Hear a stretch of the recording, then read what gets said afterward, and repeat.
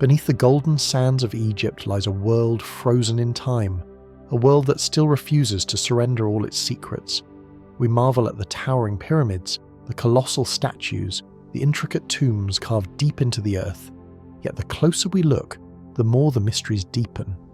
How did a civilization over 4,000 years ago engineer feats we struggle to replicate even today?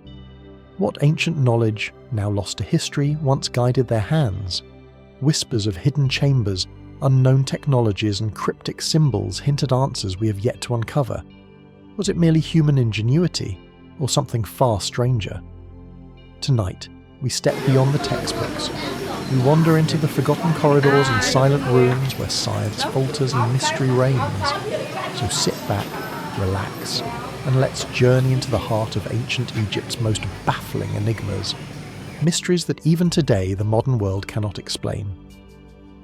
Along the windswept shores where the Nile surrenders itself to the Mediterranean Sea, a city once stood as the crown jewel of the ancient world, Alexandria.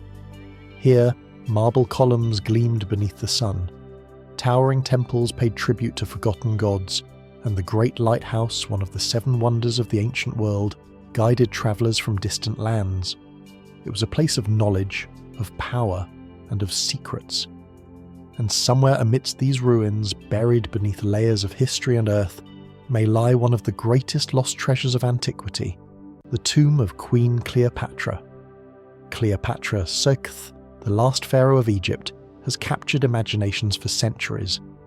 Regal, brilliant and enigmatic, she shaped the fate of empires through diplomacy, warfare and legend.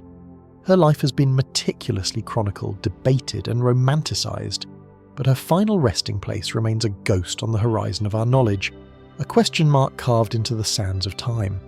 Historical accounts such as those of Plutarch suggest that Cleopatra was laid to rest beside her lover, the Roman general Mark Antony, after both took their own lives in 30 BC. It is said that Octavian, the future Augustus, allowed their burial together, honouring Cleopatra's last request. But beyond these brief mentions, history falls silent. No tomb has ever been definitively found. No stone inscription has ever confirmed the location where Egypt's last queen found her eternal sleep. Many believe that Cleopatra's tomb lies somewhere near Alexandria itself, perhaps hidden under the modern city where centuries of construction have buried the ancient landscape beyond reach. Earthquakes, tsunamis, and the slow sinking of the land have transformed the coastline, submerging entire districts beneath the waters. Could her tomb now lie lost beneath the waves, entombed in a drowned quarter of the once great city? Recent excavations have stirred both hope and more questions. Just outside Alexandria, at a temple site known as Tepistus Magna, archaeologists have uncovered clues that hint tantalizingly at a royal burial. Hidden passageways, Greco-Egyptian statues, gilded artifacts, and even mummies with golden tongues have emerged from the sands. Some scholars suggest that Cleopatra, blending Egyptian and Greek traditions, may have chosen such a sacred and remote location for her tomb, a final act of symbolic union between two worlds. But definitive proof remains elusive. No inscription, no artifact bearing her unmistakable name has yet been uncovered. Could it be that Cleopatra's tomb was deliberately hidden? That it was constructed in secrecy? Designed to protect her legacy from Roman desecration? Or perhaps it was destroyed during one of the many calamities that befell Alexandria? Earthquakes, fires, invasions, erasing all trace of her from the physical world, leaving only the legends behind. Fringe theories reach even further. Some propose that Cleopatra's tomb may not be in Egypt at all. During the chaos of Rome's conquest, loyal followers spirited her body away to a hidden sanctuary far from prying eyes. Others speculate that Cleopatra, known for her deep understanding of religious rites and symbology, might have orchestrated a burial steeped in mystery, designed to align with celestial events, sacred landscapes, or forgotten deities. Yet amidst all the theories and excavations, the sands of Egypt remain stubbornly silent. No glint of royal gold, no weathered sarcophagus, no faded hieroglyph has risen to tell us where Cleopatra truly lies. We are left instead with echoes, the words of ancient historians, the crumbled stones of forgotten temples, the currents of the sea whispering secrets we can barely hear. And so the question endures, where is Cleopatra? Is her tomb hidden in a submerged quarter of ancient Alexandria, waiting for technology to advance enough to find her beneath the sea? Does she lie somewhere on land, beneath forgotten ruins, still sleeping under the desert sun? Or has time claimed her so completely that only her story, not her remains, will survive the ages? The sands shift, the waters rise, and the memory of Egypt's last queen drifts ever further into mystery. Perhaps one day, a chance discovery will pierce the veil. Or perhaps Cleopatra herself intended it this way, to become not just a queen of history, but a queen of legend forever beyond the reach of time. As we move deeper into the labyrinth of Egypt's enigmas, another story waits. One where wonder and fear are forever intertwined. Beneath the relentless heat of the Valley of the Kings, the earth itself seems to guard its secrets jealously. Jagged cliffs loom above, their surfaces bleached by centuries of merciless sun and shifting winds. In the hollows and crevices of this desolate place, ancient tombs lie hidden, the final homes of pharaohs who once ruled with divine authority. It was here in 1922 that British archaeologist Howard Carter uncovered a doorway lost to time, sealed by forgotten hands over 3,000 years ago. Behind that doorway, a discovery awaited, one that would ignite the world's imagination and awaken whispers of something far more chilling, a curse. The tomb of Tutankhamun, the boy king of Egypt's 18th dynasty, was remarkably intact, a miracle in a valley long plundered by grave robbers. Golden statues, alabaster vases, richly embroidered linens, and a sarcophagus unlike any seen before lay untouched in the dim, stale air. It was a window into a world long vanished, a glimpse of royal splendour preserved against all odds. But from the moment the tomb was opened, strange events began to unfold. The first to stir the imagination was the death of Lord Carnarvon, the expedition's financier. Just months after the tomb's opening, Carnarvon died suddenly in Cairo from an infected mosquito bite that turned septic. On the night of his death, according to reports, the lights across the city flickered and went out. Back at Carnarvon's home in England, his beloved dog let out a mournful howl and dropped dead. Newspapers, eager for sensation, seized upon the tale, and soon the idea of a pharaoh's curse was born. Yet Carnarvon's death was only the beginning. Over the following years, several individuals connected to the tomb's excavation died under unusual or sudden circumstances. Sir Archibald Douglas Reed, the radiologist who x-rayed Tutankhamun's mummy, succumbed to a mysterious illness. George J. Gould, a wealthy visitor to the tomb, developed a fever after his visit and died soon after. Arthur Mace, a key member of Carter's team, fell gravely ill and never recovered. Was it a coincidence? Exposure to ancient bacteria or fungi sealed in the tomb for millennia, or something more intangible? Modern science offers rational explanations. Studies have shown that long-sealed environments, especially ancient tombs, can harbour dangerous pathogens, moulds, bacteria, even airborne toxins. The ancient Egyptians used organic materials in their burial rites, resins, oils, linens, all of which decaying in the sealed tomb's stagnant air could have created hazardous conditions over time. Inhaling these invisible threats might have weakened immune systems, leading to deadly infections. Still, many deaths associated with Tutankhamun's tomb occurred years after the initial discovery, and some key individuals, including Howard Carter himself, lived long lives unaffected by any apparent curse. Carter died peacefully over 16 years after opening the tomb, casting doubt on the idea of a consistent or supernatural cause. Yet the idea of the curse persists, fueled not only by early 20th century media, but by the Egyptian mindset itself. To the ancients, death was not the end, but a passage to a complex afterlife filled with trials, protections and threats. Magical spells, incantations and curses were inscribed on tomb walls and dreary objects intended to shield the deceased from intruders and to warn the living of dire consequences should they dare to violate the sanctity of the grave. Although no explicit curse inscription was found at the entrance to Tutankhamun's tomb, ancient Egyptians often placed protective curses in less obvious places, inscribed within amulets, woven into literary spells, or whispered into the tomb's very construction. Could it be that the boy king's protectors crafted a defense unseen, a net of spiritual safeguards still potent after thousands of years? Others propose subtler forces at work.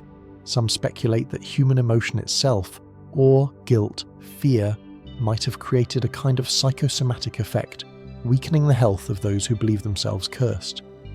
The mind, after all, can be as powerful an agent as any toxin. More fringe theories stretch into the realm of the extraordinary. Could the ancients have possessed a forgotten knowledge, a mastery of energies or fields unknown to modern science? Could they have embedded protections within the architecture of the tomb itself? Energies that remain dormant until disturbed? Such ideas, though lacking concrete evidence, continue to captivate those who feel that science does not yet have all the answers. Amid all these questions, the tomb of Tutankhamun still exerts an undeniable pull. Its artifacts, now housed largely in the Egyptian Museum in Cairo, and soon to be displayed at the Grand Egyptian Museum, shine with a brilliance that transcends time. Yet something of the tomb's original atmosphere, that thick, charged stillness, that invisible weight of countless years, remains a mystery no exhibit can reproduce. When we gaze upon the golden mask of Tutankhamun, serene, immortal, gazing out from eternity, we are left to wonder. Was it the ambition of modern explorers that awakened something best left undisturbed? Or are the tales of the curse nothing more than the echoes of our own fears projected onto a civilization we still struggle to comprehend? The sands of Egypt are silent, but the legends born from them continue to whisper, inviting us to question where the boundary between fact and myth truly lies. As the echoes of Tutankhamun's so-called curse still linger in the imagination, another enigma begins to stir, one that leads us deeper into the tomb itself, into spaces that may have remained unseen for over 3,000 years. The tomb of Tutankhamun, though filled with treasures beyond imagination, has always posed a quiet puzzle. Compared to the grandeur afforded to other pharaohs, his final resting place feels strangely modest, a series of tight, awkward chambers rather than the vast complexes carved for rulers before him. The paintings on the walls, though vibrant, seem hastily executed, their brushstrokes hurried, their symbolism compressed. Was this tomb truly meant for a king? Or is there something more hidden just beyond the walls we can see? Buried deep in the limestone cliffs of the Valley of the Kings, Tutankhamun's tomb, officially designated KV62, was discovered in a near-miraculous state of preservation. Yet, as scholars pored over its layout and construction, inconsistencies emerged. The orientation of the burial, chamber, the incomplete decoration, the unusual arrangement of artifacts all suggest that this tomb was not originally intended for a pharaoh of his standing. It raises a tantalizing possibility that Tutankhamun was interred hastily in a space not meant for him, and that perhaps hidden just beyond lies a far greater secret. In 2015, a theory was proposed that reignited global fascination. British Egyptologist Nicholas Reeves, studying high-resolution scans of the tomb's walls, noticed faint lines beneath the painted surfaces, traces that could indicate the presence of hidden doorways sealed and concealed by artisans over 30 centuries ago. Reeves suggested that behind these walls might lie another chamber or even another tomb entirely, and not just any tomb. Reeves posited that the missing burial place of Queen Nefertiti, one of Egypt's most enigmatic and powerful figures, could lie hidden behind the northern wall of Tutankhamun's burial chamber. Nefertiti, queen, co-regent, perhaps even pharaoh in her own right, vanished from historical records under mysterious circumstances. Her burial site has never been conclusively identified. Could it be that her tomb, built with all the splendour due a ruler, was repurposed after her death to accommodate the young, ill-fated Tutankhamun? The possibility electrified the archaeological world. Scans of the tomb using radar and thermal imaging seemed to reveal anomalies, cold spots, density shifts that hinted at voids behind the walls. Yet, despite several years of study, results have been conflicting. Some surveys appeared to support the existence of hidden chambers. Others dismissed the anomalies as natural variations in the bedrock. Doubts began to creep in. Could the radar echo be artifacts of the scanning process itself? Could the apparent outlines of doors be merely illusions, tricks of the eye heightened by the power of suggestion? Despite the uncertainty, the idea persists, fueled by the stubborn absence of definitive answers. Even among skeptics, the theory has forced a re-evaluation of Tutankhamun's tomb. Why was it so small, so incomplete, so atypical for a pharaoh? Why do the paintings in the burial chamber depict rituals usually reserved for queens rather than kings? Why do certain stylistic features match the period of Nefertiti's reign more closely than that of Tutankhamun's? If hidden chambers do exist, what lies within them? Undisturbed rooms filled with treasures lost to history? The mummified remains of one of Egypt's greatest rulers? Or perhaps nothing at all, just empty space, its mystery born more from human hope than ancient design? More speculative ideas venture even further. Some propose that the ancient builders, aware of the political upheaval surrounding Akhenaten's religious revolution and Nefertiti's sudden disappearance, deliberately concealed her tomb, either to protect her memory or to erase it. Others suggest that secret burial chambers were a feature of royal tombs all along, intended to mislead robbers and ensure the sanctity of the pharaoh's true resting place. There is also the question of whether we should disturb whatever lies beyond. In the ancient Egyptian worldview, the tomb was not simply a resting place for the dead. It was a sacred machine for rebirth, a carefully calibrated structure designed to ensure the soul's journey into the afterlife. To breach a wall might not only risk the physical integrity of the tomb, but also disrupt the spiritual balance the ancients so meticulously sought to maintain. And yet the pull of the unknown remains powerful. The idea that hidden just beyond a painted wall, we might find a secret untouched since the days of the pharaohs stirs a longing that is hard to resist. To imagine that behind the stone and pigment, behind the centuries of silence, a forgotten queen might still be waiting, her story unfinished, her legacy concealed in the darkness. The tomb of Tutankhamun has already given us so much, wonders beyond imagining, and mysteries that endure to this day. But it may yet hold one final secret, sealed in the bedrock of time, daring us to find it, or to leave it undisturbed. As we stand before these ancient walls, we are left to wonder, does the past still guard secrets we are not yet ready to uncover? And if so, what dreams, what stories, what revelations might still sleep behind the stone, waiting for the right moment or the right hands to awaken them? As we leave behind the sealed chambers of Tutankhamun's tomb, the path leads us back to the open desert, where another enigma rises against the horizon, silent yet unmistakable in its defiance of simple explanation.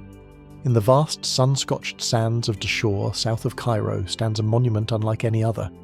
Alone amid the empty landscape, the bent pyramid looms, its limestone casing still largely intact, glowing faintly under the unrelenting Egyptian sun. At first glance it appears familiar, a testament to the ambitions of ancient kings. Yet look closer, and something feels undeniably strange. Unlike the smooth, straight sides of other pyramids, the bent pyramid changes its angle abruptly halfway up. From its base, it rises steeply. Then, almost as if caught in a moment of hesitation, its slope softens dramatically, tapering toward the sky with an entirely different geometry. It is a structure frozen between two intentions, an architectural riddle written in stone, commissioned by Pharaoh Neferu, founder of Egypt's 4th dynasty around 2600 BC. The bent pyramid represents one of humanity's earliest and boldest experiments in monumental architecture. It stands not only as a reflection of the Old Kingdom's soaring ambitions, but also as a reminder of its uncertainties. Yet even today, more than 4,000 years later, scholars remain divided on the question, why does the bent pyramid bend? One widely accepted theory suggests a change born of necessity rather than design. As the pyramid's original angle, an aggressive 54°, rose, structural stresses became dangerously apparent. Cracks and instability may have forced the builders to adapt mid-construction, reducing the angle to a gentler 43° to avoid catastrophic collapse. In this version of events, the bent pyramid is a testament to ancient engineers' ingenuity and pragmatism, a solution to a problem no one had encountered before. But if that were the entire story, why does the bent pyramid display such careful planning in other respects? Unlike later pyramids, much of its polished outer casing still clings to its surface, suggesting that great care was taken in its completion. The internal corridors and chambers are complex and carefully aligned. Two separate entrances lead into the structure, a rare feature among Egyptian pyramids, each descending into distinct burial chambers. Such deliberate design choices seem at odds with the idea of a hurried correction. Could it be then that the bent pyramid's unusual shape was intentional from the beginning? Some propose that it reflects an early attempt to mimic a transitional form, a bridge between the earlier step pyramids and the true pyramids, that would later dominate Giza. Others suggest more symbolic motives. The change in angle could represent a merging of earthly and divine realms, a literal architectural gesture toward the heavens. In ancient Egyptian cosmology, duality was a powerful concept. Life and death, chaos and order, earth and sky. Perhaps the pyramid's strange form embodies that philosophy, an eternal tension carved in stone. More speculative theories reach even further. Some have suggested that the bent pyramid served as a kind of cosmic marker, its angles aligned not merely with practical concerns, but with celestial events, tracking the stars, solstices, or hidden cosmic patterns now lost to modern understanding. Could it be that architects were not merely building monuments for the dead, but also crafting great machines for interacting with the heavens? Others point to the peculiarities inside the pyramid itself. 2 burial chambers offset and strangely disconnected, passages that seem to lead nowhere, enigmatic niches and sealed spaces whose purposes remain unclear. Was the bent pyramid perhaps a testing ground not just for architectural techniques, but for sacred rituals whose full meanings have long since faded from human memory? Even today, exploration continues. In recent years, non-invasive scanning technologies have revealed anomalies within the structure, hidden voids, potential corridors, unexplained density changes. Yet, without invasive excavation, which Egyptian authorities are reluctant to allow for fear of damaging the fragile monument, these mysteries remain just beyond reach. Ghostly suggestions glimpse through stone, and then there is the broader context to consider. Sneferu, determined to perfect the pyramid form, went on to commission at least 2 other pyramids, including the Red Pyramid just a few kilometers away, often regarded as Egypt's first successful true pyramid. Was the bent pyramid an abandoned experiment, a stepping stone to greater achievements? Or was it intended to stand forever as it does? Strange, unique, and filled with meaning we can only guess at. The desert offers no answers. The bent pyramid stands in silence, battered by centuries of wind and sand, yet still defiant, still whole. Its odd angles catch the light differently depending on the hour, sometimes casting long sharp shadows across the plain, sometimes glowing with a soft otherworldly radiance as the sun dips low. When we look upon it, we are left with questions about ambition and failure, about design and accident, about symbolism and science. Questions about a civilization that mastered stone and sky alike, yet still left riddles we struggle to solve. Was the bent pyramid merely a mistake made elegant, a pragmatic response to the limits of ancient engineering? Or does its shape conceal ancient knowledge? A message left to whisper through the ages, waiting for those who know how to listen. As the sun sinks lower over the Egyptian desert, casting long shadows over ancient stone, we turn our gaze away from the sands and toward the sea. Off the modern coast of Alexandria, beneath the shimmering blue waters of the Mediterranean, lies a city swallowed by time. A place once so powerful, so vital to Egypt's connection with the wider world that it was said no foreigner could set foot on Egyptian soil without first passing through its gates. Today, it lies silent and broken beneath the waves, its story only partially recovered from the silt and darkness. This is Thanis Heracleion, the city the world forgot. In antiquity, it was known by 2 names, Thonis to the Egyptians, Heracleion to the Greeks. A bustling port city, a gateway between the Nile and the Mediterranean. It thrived around the 8th century BC, serving as Egypt's primary hub for trade and religious devotion. Here, towering temples honoured the gods, especially Consul and the Greek Heracles, whose legendary footsteps, it was said, once touched this sacred ground. Merchant ships from across the ancient world docked in its harbours, unloading goods, treasures and stories, weaving Thonis Heracleion into the complex fabric of Mediterranean civilization. But then, without clear warning, it vanished. For centuries its existence lingered only in myths and fragments. Ancient writers spoke of a magnificent city lost to catastrophe, but no trace could be found. Maps shifted, memory faded, some questioned whether Thanos Heracleion had ever existed at all. That is until 2000, when French underwater archaeologist Frank Goudiot and his team, using advanced sonar scanning, stumbled upon anomalies on the seabed near Abukir Bay. What they discovered stunned the world. Colossal statues, fallen columns, shattered temples, and the remains of a grand city preserved beneath layers of sediment. The ruins of Thonis Heracleion revealed themselves slowly, massive. Stone blocks, some weighing over 50 tons, lay scattered across the seafloor. A colossal statue of the god Hopi, lord of the Nile's bounty, emerged from the gloom, his features still hauntingly serene after centuries underwater. Sphinxes, hieroglyphic inscriptions, ritual objects, and even ancient ships were found, frozen in time. Together they told a story of grandeur and sudden loss. But why did Thonis Heracleion disappear? Geological studies suggest that the city was built on top of unstable ground, a complex network of clay and sand weakened by rising sea levels and earthquakes. Over time, the land would have gradually liquefied, a phenomenon known as soil liquefaction, causing entire structures to sink without warning.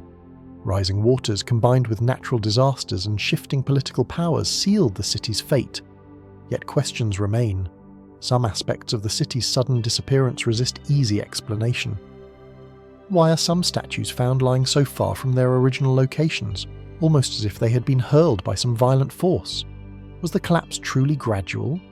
Or was there a cataclysmic event, an earthquake, a tsunami that delivered a final fatal blow?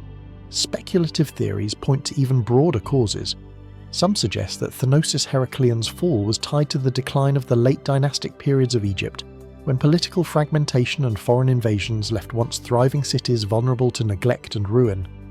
Others propose that religious changes, the shifting dominance of gods and temples, weakened the city's spiritual importance, hastening its abandonment even before the sea reclaimed it. And then there are the more mythic whispers that Thonis Heracleion, like Atlantis, is a warning, a symbol of hubris punished, of civilizations rising too high and falling too fast, swallowed by forces beyond their control. In the silence beneath the waves, these echoes seem to linger. The artifacts recovered from Thonis Heracleion hint at an extraordinary fusion of cultures. Greek and Egyptian iconography entwine on steles and statues. Inscriptions record complex legal decrees, trade agreements, and religious ceremonies that blended traditions from both worlds. The city, it seems, was a place of convergence, of peoples, of gods, of ideas, a living testament to the interconnectedness of ancient civilizations. Today, much of Thonis Heracleion remains unexplored.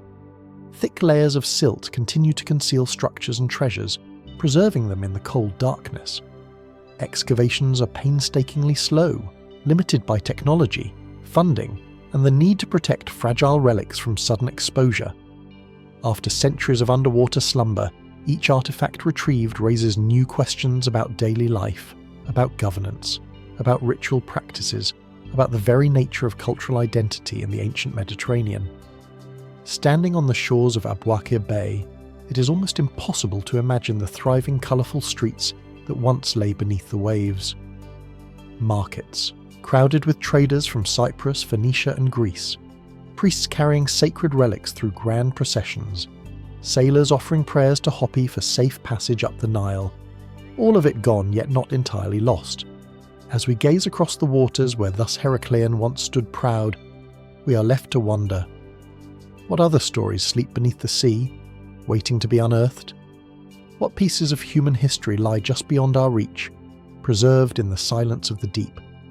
The answers perhaps are still down there, in the sand-choked ruins, in the silent statues, in the shattered vessels resting on the seabed, waiting for the careful hand, the patient eye, and the relentless curiosity of those who refuse to let the past stay forgotten. As we leave the submerged streets of Thonis Heracleion behind, we turn now to the high sands and barren cliffs of Middle Egypt, to a story not of lost cities, but of a lost king. At the edge of the eastern desert, the sun blazes down upon the desolate ruins of Amarna, the city of dreams built by Pharaoh Akhenaten. Here, far from the traditional power centres of Thebes, he carved a new capital from the empty plain, a place dedicated not to Ammon or the pantheon of old gods, but to the Aten, the radiant sun disk. It was a revolution unlike anything Egypt had seen before, but just as suddenly as it rose, Akhenaten's vision collapsed. His city fell into ruin. His memory was erased from monuments and king lists, and somewhere within the echoes of this downfall lies a question that continues to haunt historians. How did Akhenaten die? Akhenaten, who ruled from around 1353 to 1336 BC, remains one of ancient Egypt's most controversial figures. His religious reforms shattered centuries of tradition, sweeping away the vast pantheon in favour of a singular abstract god, the Aten. He abolished the old priesthoods, moved the capital, and transformed the very language of Egyptian art and devotion. In the eyes of many, he was either a visionary prophet or a heretic who destabilised the foundations of an empire. Historical records offer only fragments about his final days. No clear account describes his death. No grand burial has been conclusively identified. Instead, there is a void, a silence that seems almost deliberate. Some scholars propose that Akhenaten died naturally, perhaps weakened by illness. Artistic depictions of him with an elongated face, narrow chest and wide hips have led to speculation about possible medical conditions. Marfan syndrome, Freilich syndrome, or other genetic disorders. If true, he may have suffered from chronic health issues that shortened his life. Yet, the ancient artist who portrayed Akhenaten so strikingly also operated within a symbolic tradition. The king's unconventional appearance may not reflect physical deformity, but rather spiritual ideals, an attempt to depict him as embodying both male and female aspects, mirroring the Aten's all-encompassing nature. In this view, the strange features are not medical evidence, but theological expression. Without a clear cause of death, other theories arise. Some suggest political intrigue.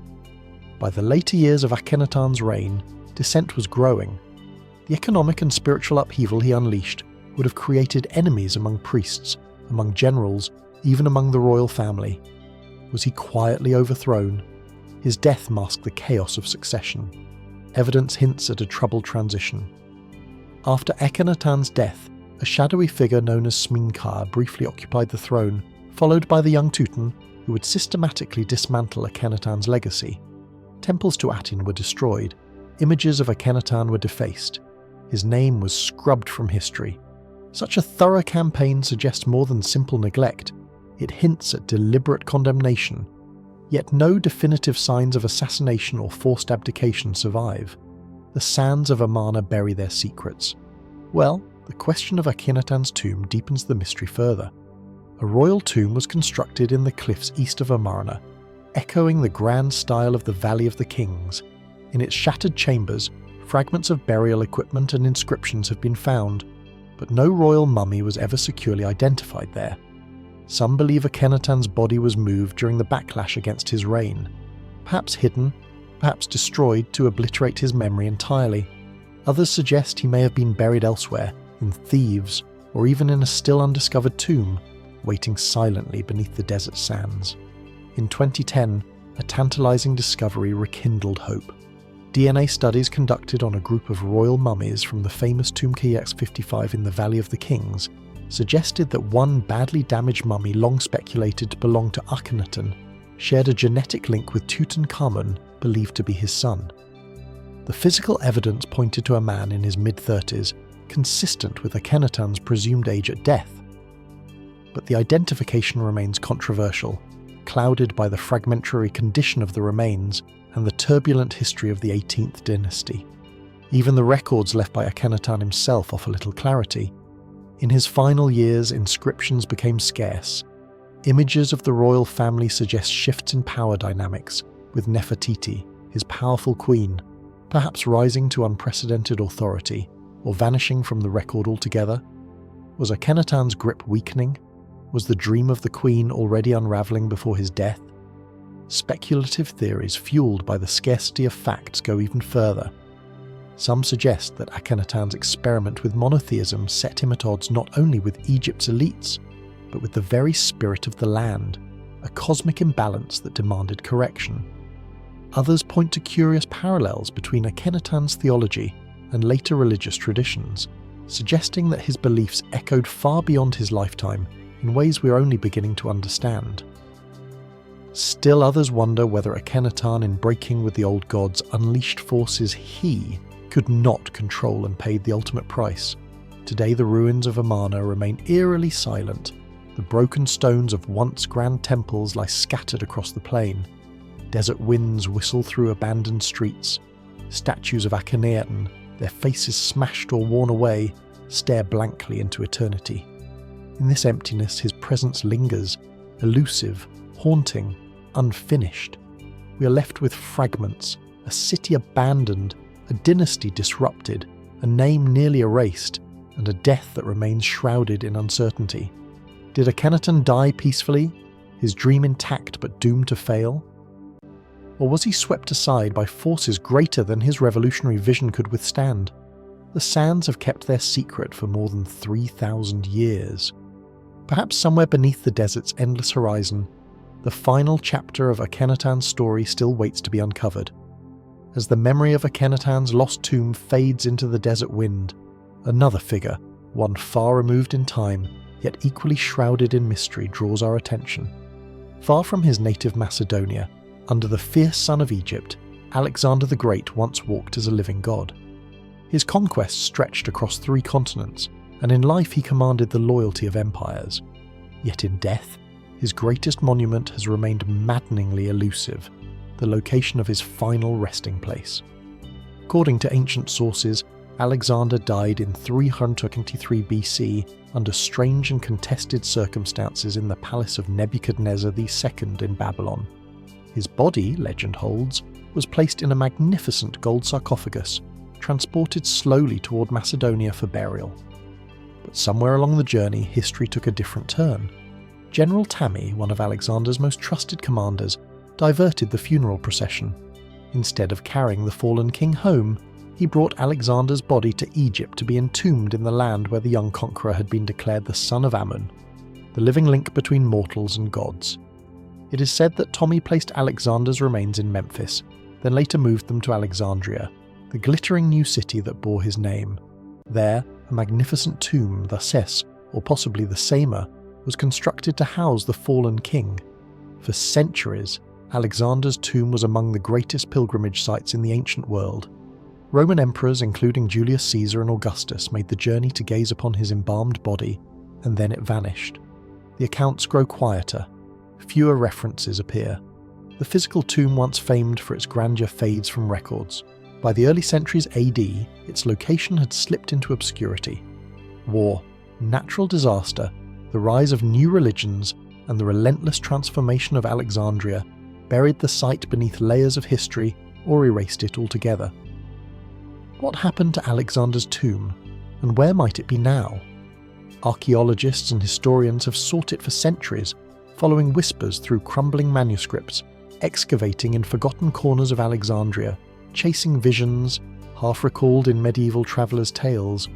Some believe it lies hidden beneath the modern city, perhaps under the dense streets of Alexandria's historic core, trapped beneath mosques, churches, or ancient ruins yet to be unearthed. Others point to catastrophic earthquakes that ravaged Alexandria, particularly in the 4th and 8th centuries A. Did the tomb crumble into ruin and slip unnoticed into the shifting sands? Was it destroyed during religious upheaval, as Christianity replaced the old traditions and the memory of pagan kings was deliberately erased? There are more speculative suggestions still.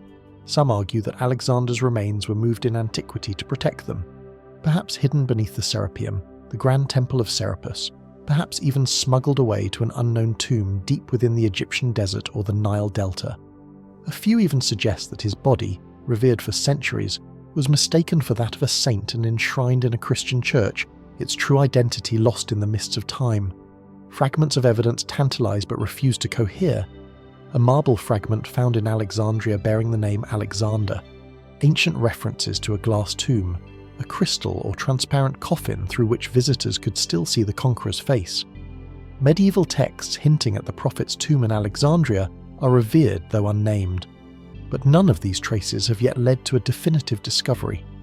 In recent decades, renewed excavations in Alexandria's submerged ruins and in sites like Clydica and the ancient royal quarter have reignited hope. Underwater archaeology has revealed entire districts lost to the sea, theatres, palaces, temples drowned by earthquakes and rising tides. Could Alexander's tomb still slumber beneath the waves, waiting for patient hands and advancing technology to find it? Yet, every discovery seems to raise more questions. Was the tomb plundered, its golden sarcophagus melted down and sold in the chaos of the empire's collapse? Was it hidden deliberately, sealed away by those who feared its symbolic power? Or does it remain intact, perfectly preserved in a forgotten chamber somewhere beneath Alexandria's modern streets, just beyond the reach of our understanding? Alexander's own myth complicates the search. In life, he blurred the line between man and God. In death, his tomb may have become as much a legend as a physical place, a shrine built as much from memory as from stone. The more we seek it, the more it seems to recede, becoming a mirror of his own ambition, vast, unknowable, immortal. Today, the city of Alexandria pulses with life, layered with centuries of history, Greek, Roman, Byzantine, Islamic, modern. Somewhere beneath the tangled alleys and ancient foundations, the dust of one of history's greatest figures may still lie undisturbed. Or perhaps his body, like his empire, has scattered into countless fragments, becoming part of the land he once ruled. The question endures, as sharp and elusive as ever. Where is Alexander the Great? And if his tomb were found, if his remains could be touched once more, what new mysteries might they reveal about the man who dared to dream beyond the edge of the known world? The waters rise, the city grows, the past waits in silence, and we, like so many before us, are left to wonder, is the final chapter of Alexander's story still hidden beneath our feet, or has it already been lost to the ages? As we leave behind the shifting sands of Alexander's lost tomb, our path leads back to the Giza Plateau, where familiar giants loom, and yet hidden beneath their shadows lie mysteries as profound as the pyramids themselves. In the clear light of early morning, the pyramids of Giza seem almost eternal, rising with quiet defiance against the slow creep of time. Their massive stones cast sharp, angular shadows across the golden sand. Tourists walk in awe across the ancient causeways, often unaware that just beneath their feet, extraordinary relics of Egypt's sacred past sleep. Relics not of stone, but of wood. Buried in secret pits beside the Great Pyramid, the solar boats of the Pharaohs await their final journey. The story begins in 1954 when Egyptian archaeologist Kamal el-Malak made a discovery that stunned the world. While clearing debris at the base of the Great Pyramid of Khufu, the largest of the three pyramids, workers uncovered a series of massive limestone blocks tightly fitted and undisturbed for thousands of years. Beneath them lay something extraordinary, the dismantled remains of a full-size cedarwood ship perfectly preserved in the dry sands. Measuring over 140 FT long, the vessel was unlike anything seen before, constructed with a level of craftsmanship that rivaled anything the ancient world had produced. The planks were sewn together with ropes, a technique older than Egypt itself. When the boat was painstakingly reconstructed, piece by fragile piece, it became clear this was no ordinary vessel. It was a solar boat, a sacred craft meant to carry the soul of the pharaoh through the heavens, alongside Ra, the sun god. But why was it buried perfectly intact beneath the pyramid? And why had it been so carefully concealed? The mainstream interpretation rooted in ancient Egyptian religious belief holds that the boat was intended for use in the afterlife. The pharaoh Khufu, having ruled over Egypt with divine authority, would need a vessel to sail across the celestial river, to accompany the sun on its daily voyage across the sky, and to journey through the night's dangerous underworld. Yet this explanation, while consistent with ancient texts and tomb paintings, leaves much unexplained. If the boat was purely symbolic, why such astonishing detail and functionality?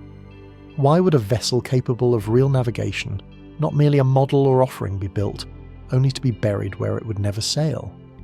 Some scholars suggest that the boat may have had a dual purpose. First used during Khufu's lifetime for ritual processions along the Nile, then ritually buried as part of his literary rites. Others argue that the boat's very construction, using materials imported from distant Lebanon, signifies its immense importance, perhaps even hinting at deeper meanings lost to us. The mystery deepens with the discovery of other boat pits surrounding the pyramids. In total, 5 pits were found near Khufu's pyramid, and more around the smaller pyramids and mortuary complexes of his successors. In 1987, a second sealed boat pit was identified next to the Great Pyramid, its contents undisturbed. Modern excavation revealed another massive ship preserved through millennia, confirming that these solar boats were not isolated rituals, but part of a broader, deeply significant tradition. Still, questions remain. Were all the boats intended for the afterlife? Were some used in life, perhaps for sacred river journeys, reenacting myths of creation and rebirth? Were they purely religious in function, or did they serve as political symbols, demonstrations of the Pharaoh's command over both the waters of the earth and the celestial realms? More speculative theories reach further still. Some propose that the solar boats were not merely symbolic vehicles, but embodied ancient Egyptian cosmology in ways we do not fully understand. The alignment of the pits around the Great Pyramid, carefully positioned in relation to the cardinal points, suggests a deliberate astronomical significance. Could the boats have played a role in sacred rites meant to maintain cosmic order, ensuring the balance of the universe as the Pharaoh transitioned into eternity? There are even more fringe suggestions that the boats represent lost knowledge of celestial navigation, or that they are echoes of even older traditions predating the pyramid builders themselves, remnants of a forgotten maritime culture whose myths were absorbed into Egypt's sprawling religious system. Yet the evidence remains tantalizingly incomplete. No texts from Khufu's time survive to explain the exact rituals associated with the boats. No inscriptions detail their precise purpose. We are left to interpret fragments, the orientation of the pits, the craftsmanship of the wood, and the context of surrounding structures.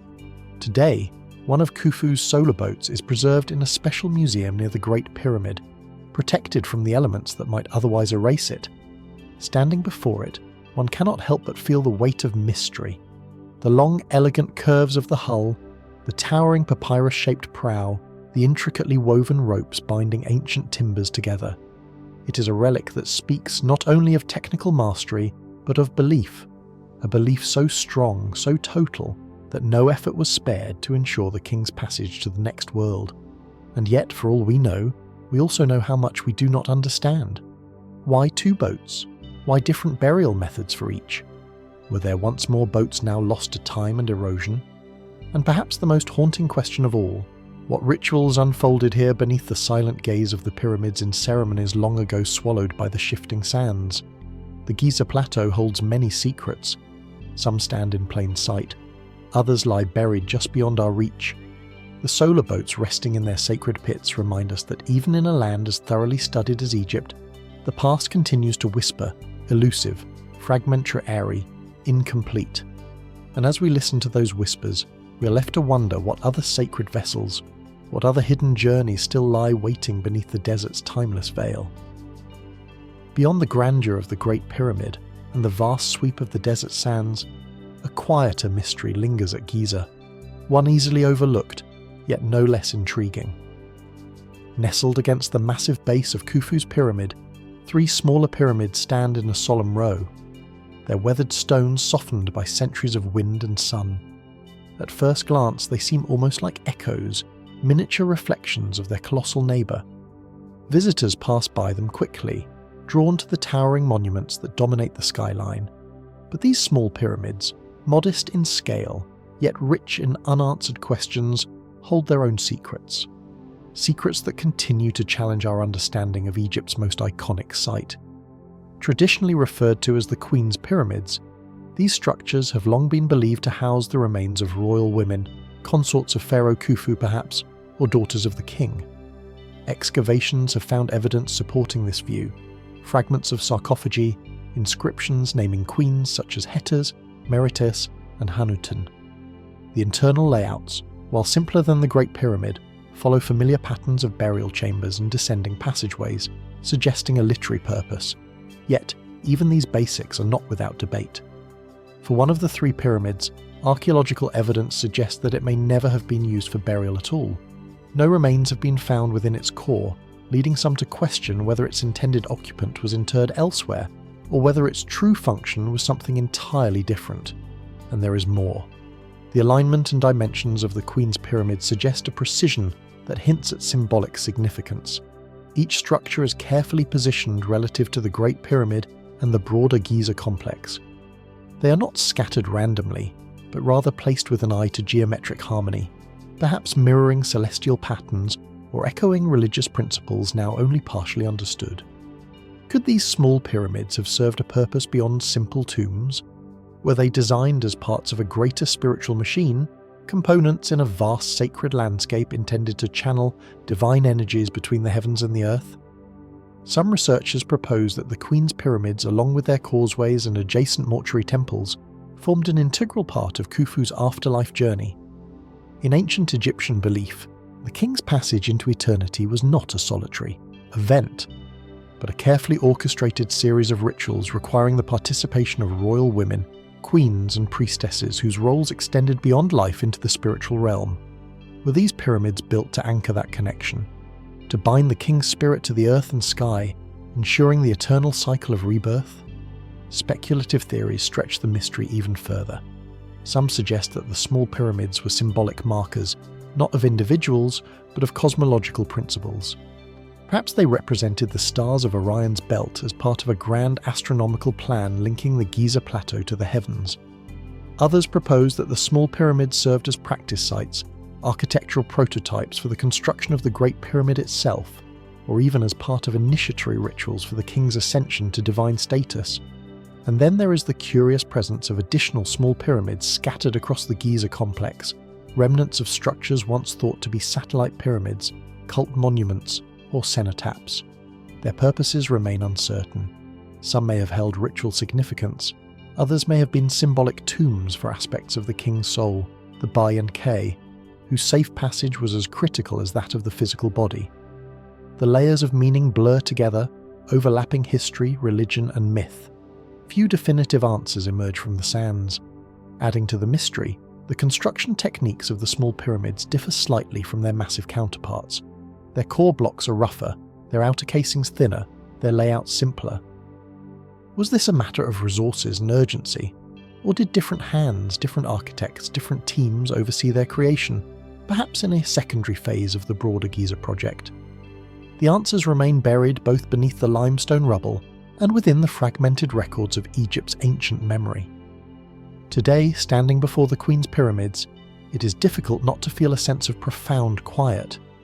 These structures, overshadowed but enduring, speak to a forgotten dimension of ancient Egyptian life, a world where women held sacred authority, where death was not an end but a passage, and where every stone placed by human hands resonated with cosmic intent. The stones are worn now, their fine casings stripped away by time and quarrying. Yet the essential mystery remains intact. Each angle, each shadow, each weathered inscription invites reflection. What roles did these structures truly play? Who walked these sacred causeways? What ceremonies unfolded here under the ancient stars? As we walk through the Giza Plateau between the towering pyramids and these quieter, more intimate relics, we are reminded that the greatest mysteries are not always those that shout the loudest. Sometimes they are the ones that whisper just beyond our hearing in the spaces between the stones, in the questions left unanswered. And so we are left to wonder. Are the small pyramids of Giza merely royal tombs? Or are they part of a forgotten map, a blueprint of a spiritual architecture still waiting to be understood? Beyond the silent stones of the Queen's pyramids, another enigma stirs. One not of architecture, but of a fleeting figure in history, a shadow who briefly wore the crown of Egypt, only to vanish, leaving behind more questions than answers. His name was Smear, or at least that is the name recorded on a handful of surviving artifacts, a name that flickers through the final years of the Amarna period, a time already thick with uncertainty, upheaval, and the unravelling of royal power. In the twilight between Akhenaten's revolutionary reign and the restoration that followed, under Tutankhamun appears and then disappears almost without a trace. In the ruins of Amarna, in shattered tombs and faded inscriptions, clues to Smenkhkare's existence emerge in fragments. A few reliefs depict a figure wearing the double crown of Upper and Lower Egypt. Inscriptions mention a co-regent alongside Akhenaten. Scarabs and seals bear the name Ankapa Smanarajesa Kiru, linking him or her to the royal line. But who was Smanar? And what role did this mysterious pharaoh play in Egypt's most turbulent years? The mainstream theory suggests that Smenkhkare was a male successor, possibly a younger brother or close relative of Akhenaten. Some scholars propose that he served as a co-ruler during the final years of Akhenaten's reign, helping to stabilize a kingdom shaken by religious revolution and political unrest. After Akhenaten's death, Smenkhkare may have briefly ruled alone, a fragile bridge between the reign of the heretic king and the restoration of tradition under Tutankhamun. Yet, this traditional view quickly runs into problems. The evidence for Smenkhare is astonishingly thin.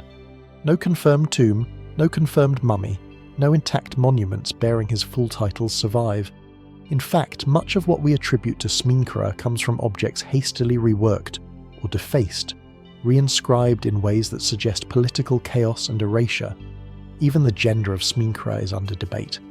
Some Egyptologists argue that Ankipa, a throne name used during this period, was associated not with the young king, but with Queen Nefertiti herself, who may have adopted a new royal persona to stabilise the throne after Akhenaten's death. In this theory, Smenkhare is not a separate male ruler at all, but Nefertiti transformed into a pharaoh in her own right. If true, this would mirror the precedent set earlier in Egyptian history by Hatshepsut, a queen who ruled as king, assuming full pharaonic regalia to legitimise her authority. But other scholars are less certain. Some propose that Smenkhare was Akhenaten's son, perhaps by a lesser wife, or even his son-in-law, married to the famous Princess Meritaten. Others point to the possibility that Smenkhare was a puppet ruler, briefly elevated by powerful court factions seeking to undo Akhenaten's religious reforms without sparking open rebellion. Still others suggest even stranger possibilities. Could Sankho have been both male and female, a reflection of the blurred gender roles so characteristic of the Amarna period's artistic and theological experiments?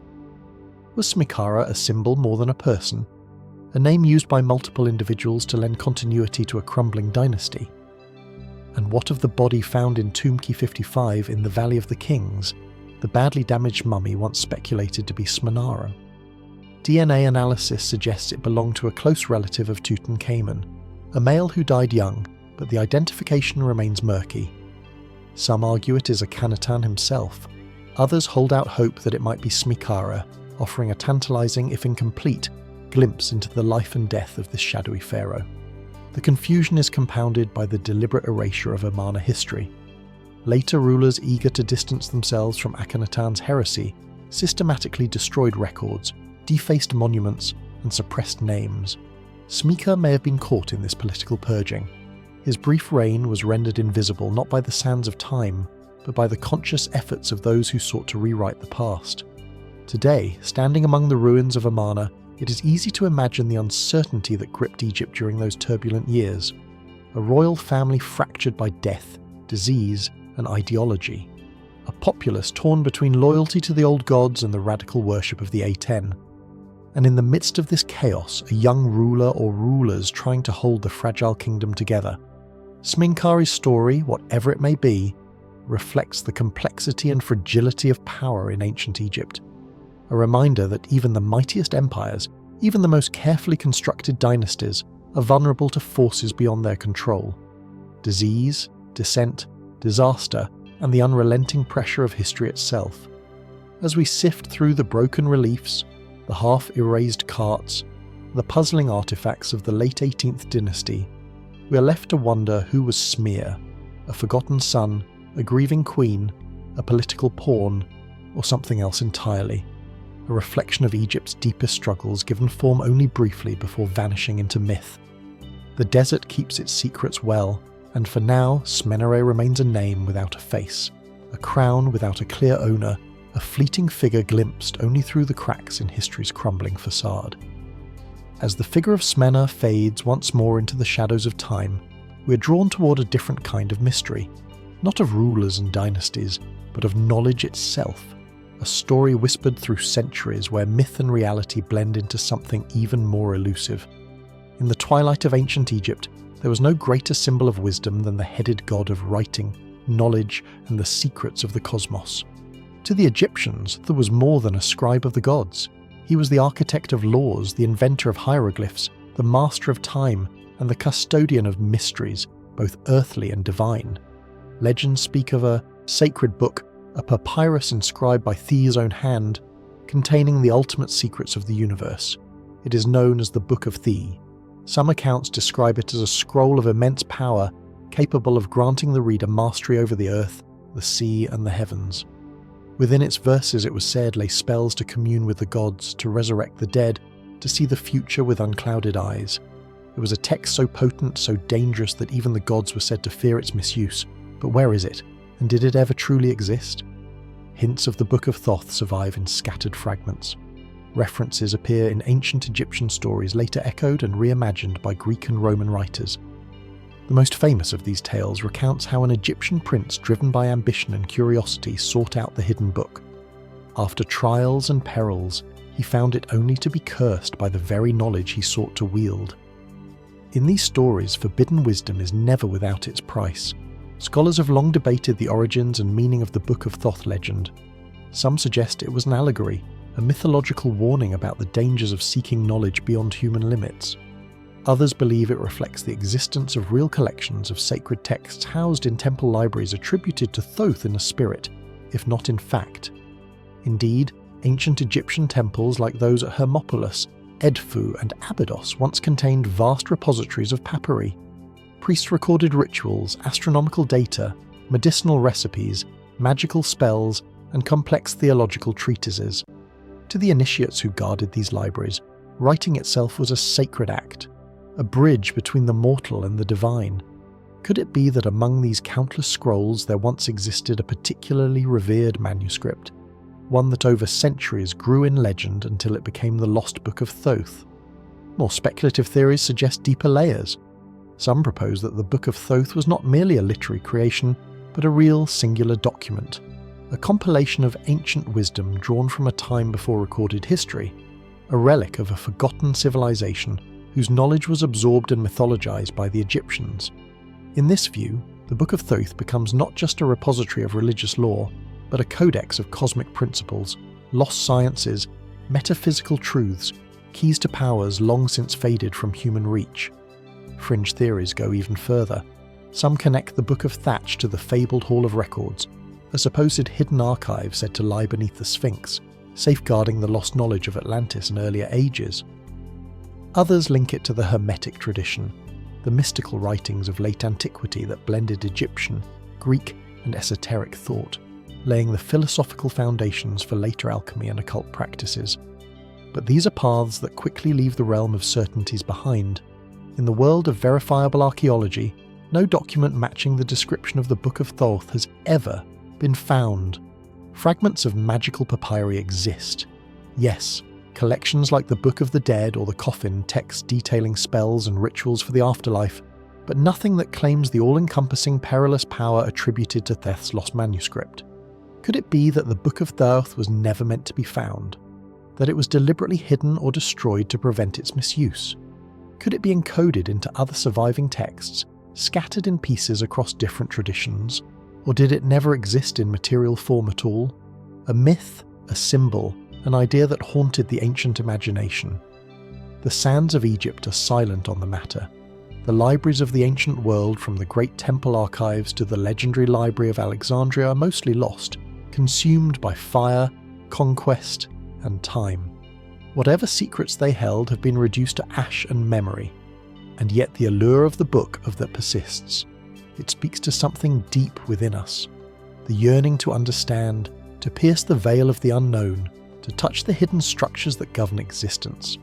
It is a symbol of ultimate knowledge and the ultimate caution against seeking too much.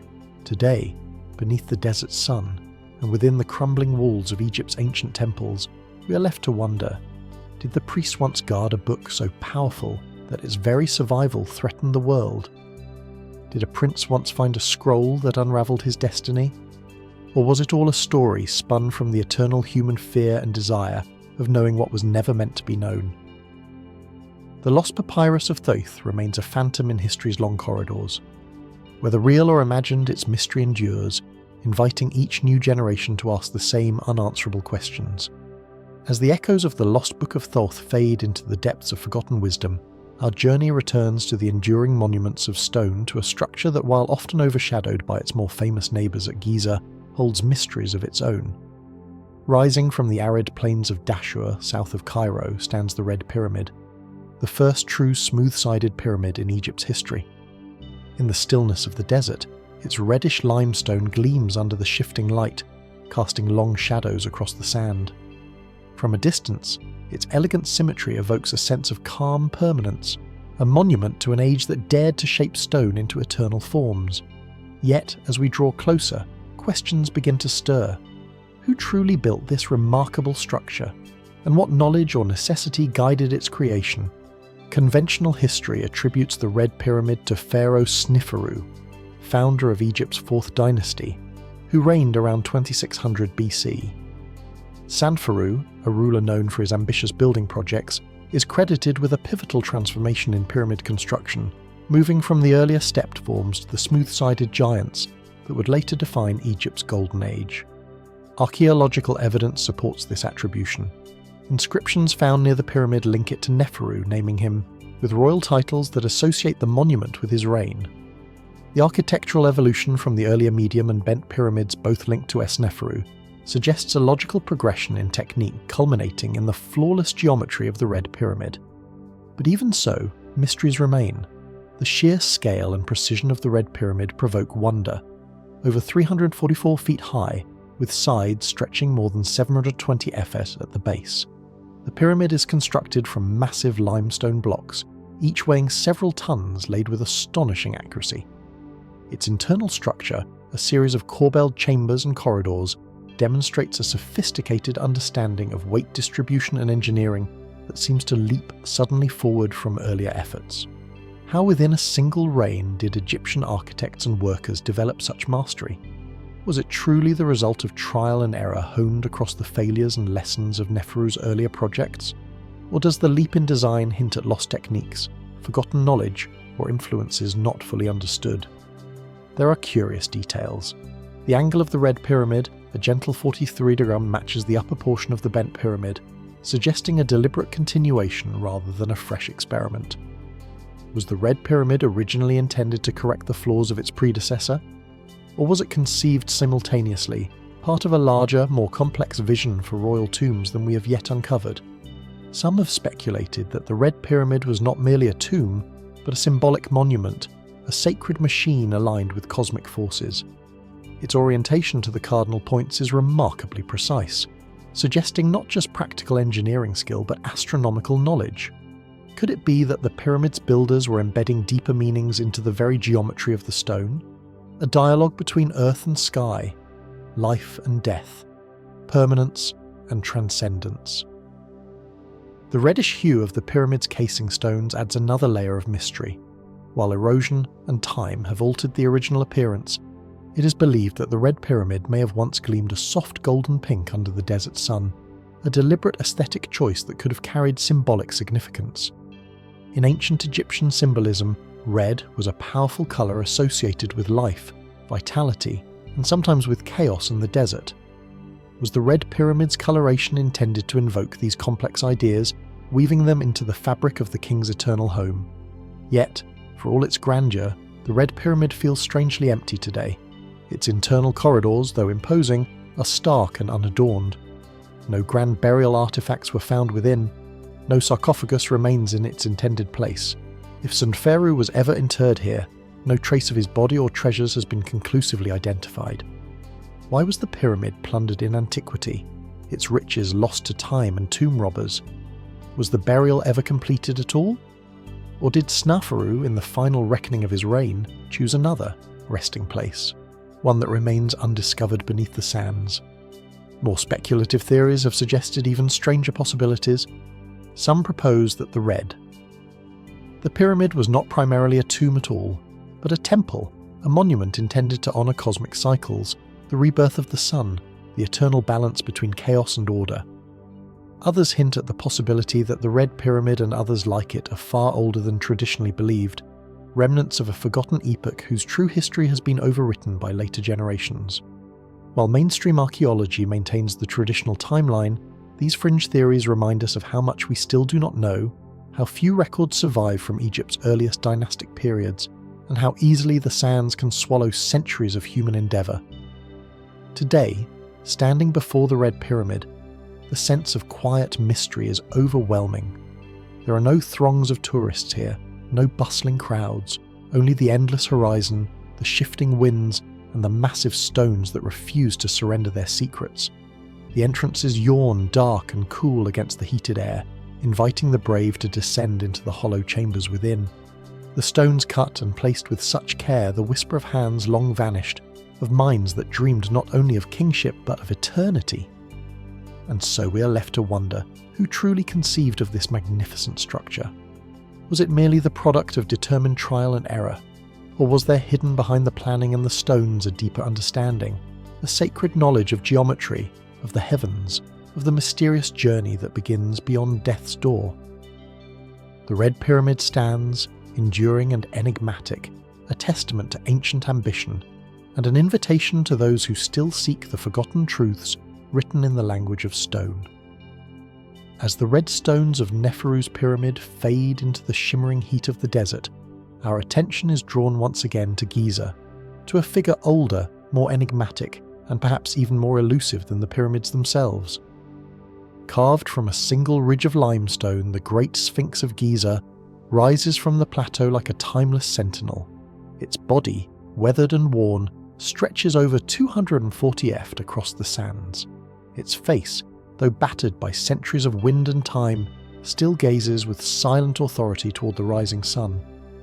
No monument in Egypt inspires greater awe or deeper mystery, yet for all its majesty above ground, it is what lies beneath the Sphinx that has stirred some of the most enduring questions. Legends of hidden chambers, buried halls, and secret tunnels have surrounded the Sphinx for millennia. Ancient texts from the writings of Pliny the Elder to the Islamic scholars of the Middle Ages spoke of vast subterranean complexes beneath Giza, repositories of lost knowledge, tombs of forgotten kings, and libraries built by gods or demigods before the dawn of known history. Modern archaeology has confirmed that the bedrock beneath the Sphinx is not uniformly solid. Subsurface surveys, including ground-penetrating radar scans conducted in the late 20th century, have detected anomalies, hollow spaces, fissures, and possible chambers within and beneath the monument's foundations. Some of these voids correspond to natural fractures in the limestone. Others more tantalizingly suggest man-made structures. One of the known features is a shaft on the back of the Sphinx descending vertically into the bedrock. First documented in the 19th century, this shaft was later sealed for safety. Another cavity is located near the Sphinx's front paws, close to the enigmatic dream stele, an artifact erected by Pharaoh Thutmose IV, which recounts a vision promising kingship in exchange for freeing the buried Sphinx from the desert sands. What was the purpose of these shafts? Were they simply maintenance tunnels, later additions by priests or tomb robbers? Or are they remnants of something much older, an earlier construction phase or an entirely different vision of the Sphinx's original purpose? Mainstream Egyptology remains cautious. Most scholars view the voids as natural fissures or later intrusive structures with no connection to a hidden library or lost civilization. The prevailing theory holds that the Sphinx was carved during the reign of Khafra, around 2500 BC, as a guardian of his pyramid complex. In this view, the tunnels and shafts are either structural necessities or the result of later reuse during the New Kingdom and beyond. But not everyone agrees. Some researchers suggest that the weathering patterns on the Sphinx's body, deep vertical fissures and rounded erosion, indicate water damage far more severe than what would be expected from mere desert wind and sand. Could it be, they ask, that the Sphinx predates Khafra's reign by thousands of years, carved in a time when the Giza Plateau was subjected to heavy rains? Perhaps at the end of the last ice age over 10,000 years ago. If the Sphinx is far older than traditionally believed, then the tunnels beneath it might not be incidental features, but integral parts of an ancient design, remnants of a civilization whose memory was later overwritten by dynastic Egypt. Further fueling speculation are persistent stories about a hidden hall of records. A fabled archive is said to house the wisdom of a lost civilization sealed beneath the Sphinx for safekeeping until a future age of rediscovery. This idea, popularized by 20th century mystics and fringe theorists, finds little support in academic circles, yet it lingers, not least because the Sphinx, so battered and enigmatic, seems to invite such dreams. Excavations around the Sphinx have been limited and highly controlled. While some of the anomalies detected by modern surveys have been investigated, others remain unexplored, preserved in the name of protecting the fragile monument. Whether these hidden spaces hold archaeological treasures, natural voids, or nothing at all remains, for now unknown. What we do know is that the Sphinx has undergone numerous phases of repair and reimagining throughout its long life. Inscriptions record restorations during the New Kingdom and even later periods, suggesting that the Sphinx was already an ancient relic by the time of Ramses II. Each generation seems to have projected its own meaning onto the statue. Pharaohs, priests, pilgrims, all drawn to the mystery of its form, and so it remains today, a riddle without a final answer. When we stand before the Great Sphinx, it is impossible not to feel the weight of its silence. Its colossal paws stretch forward as if reaching across the ages. Its battered face bears the scars of forgotten centuries. Beneath it, the bedrock trembles with secrets still untold. Are the tunnels beneath the Sphinx remnants of early engineering, forgotten tombs, mere accidents of geology? Or could they yet reveal a hidden chapter of human history, preserved beneath the sands, waiting for the right moment or the right question to be uncovered?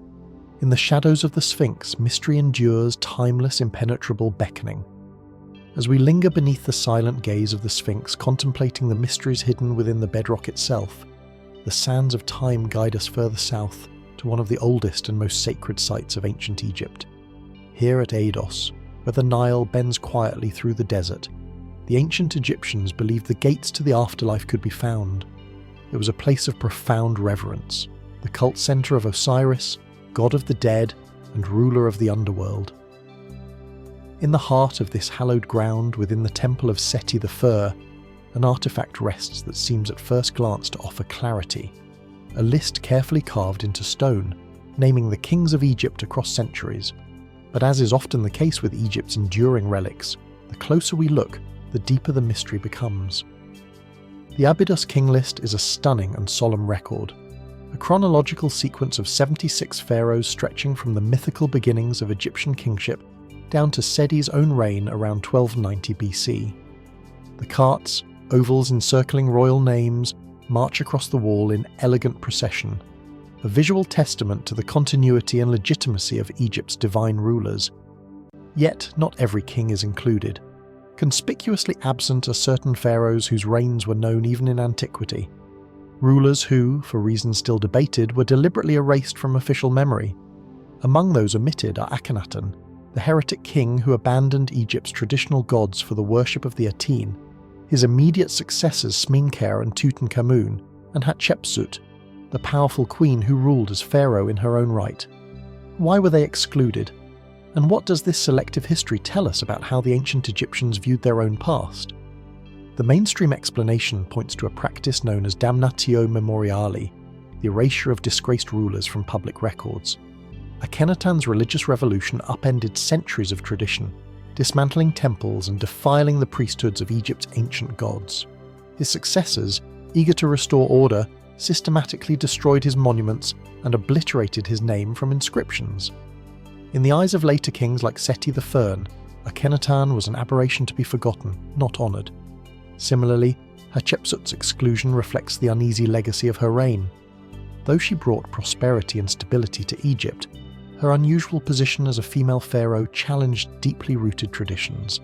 After her death, later rulers sought to restore the proper masculine line of succession, chiselling her images from temple walls and rewriting the official story of the royal lineage.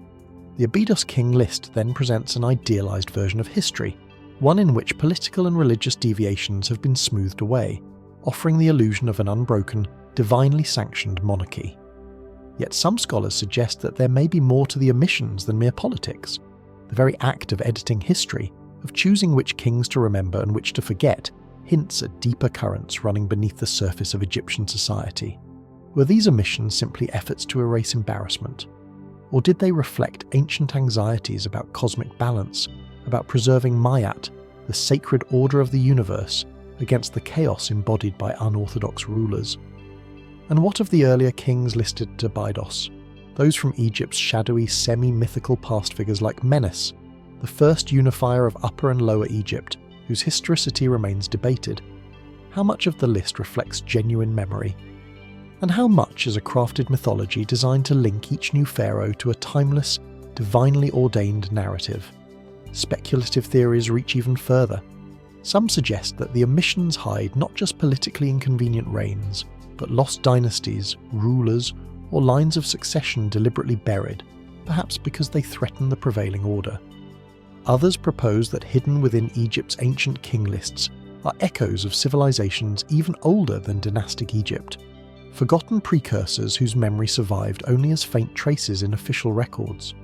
Fringe ideas connect the gaps in the Eidos king list to the notion of pre-dynastic civilizations lost ages of human history that the Egyptians inherited rather than originated.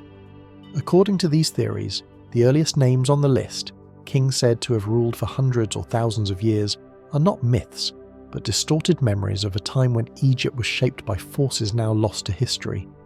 Such ideas remain speculative, unsupported by concrete archaeological evidence, yet they persist, fueled by the tantalizing nature of the Abydos list itself, a document that offers both an assertion of history and an admission of how much has been hidden, altered, or forgotten. Today, the Temple of Seti at Abydos is a place of haunting beauty. The air is cool and still beneath its carved ceilings where faded stars still shine above ancient colonnades. Visitors walk slowly along the walls, tracing the procession of royal names, feeling the weight of centuries pressing down through the stone.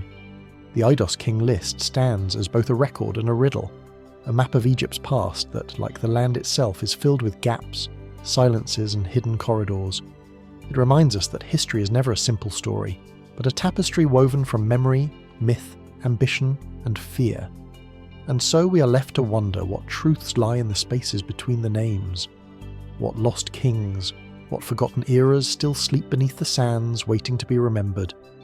As we leave behind the carved walls of Abydos and the silent omissions of the ancient king lists, our journey carries us once more to the heart of the Giza Plateau, to a mystery hidden not in what has survived, but in what has vanished.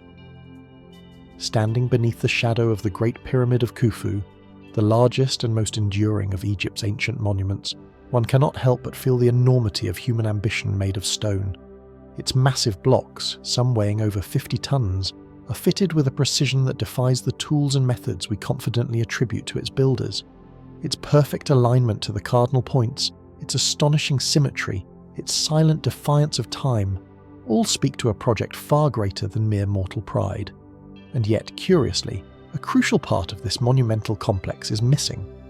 Ancient sources and modern archaeology both confirm that Khufu's pyramid was once part of a larger ceremonial landscape, a royal necropolis designed to serve the pharaoh not only in death, but in his journey through the afterlife.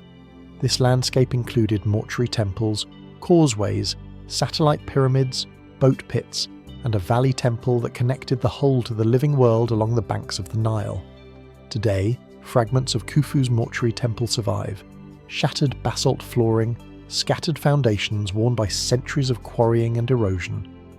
But the larger valley temple, the grand structure that once received the body of the dead king before his final ascent to the pyramid, has never been conclusively found. How could such a critical component of Egypt's most iconic royal complex simply disappear? The mortuary and valley temples were essential parts of pyramid construction during the Old Kingdom. They served as the ritual heart of the literary complex, the place where offerings were made, ceremonies conducted, and where the king's eternal connection to the divine was renewed. In Khafra's pyramid complex, immediately adjacent to Khufu's, these elements still stand. The Great Causeway, the Valley Temple, and the Sphinx, all woven together into a grand design. By contrast, Khufu's Valley Temple remains elusive. No standing walls, no inscriptions, only faint traces and lingering questions. One explanation lies in the ravages of time. Over the centuries, the Giza Plateau has been plundered for building material. Entire layers of casing, stones once polished to a mirror finish, were stripped away to construct medieval Cairo. Temples and tombs alike were dismantled, their stones reused or lost.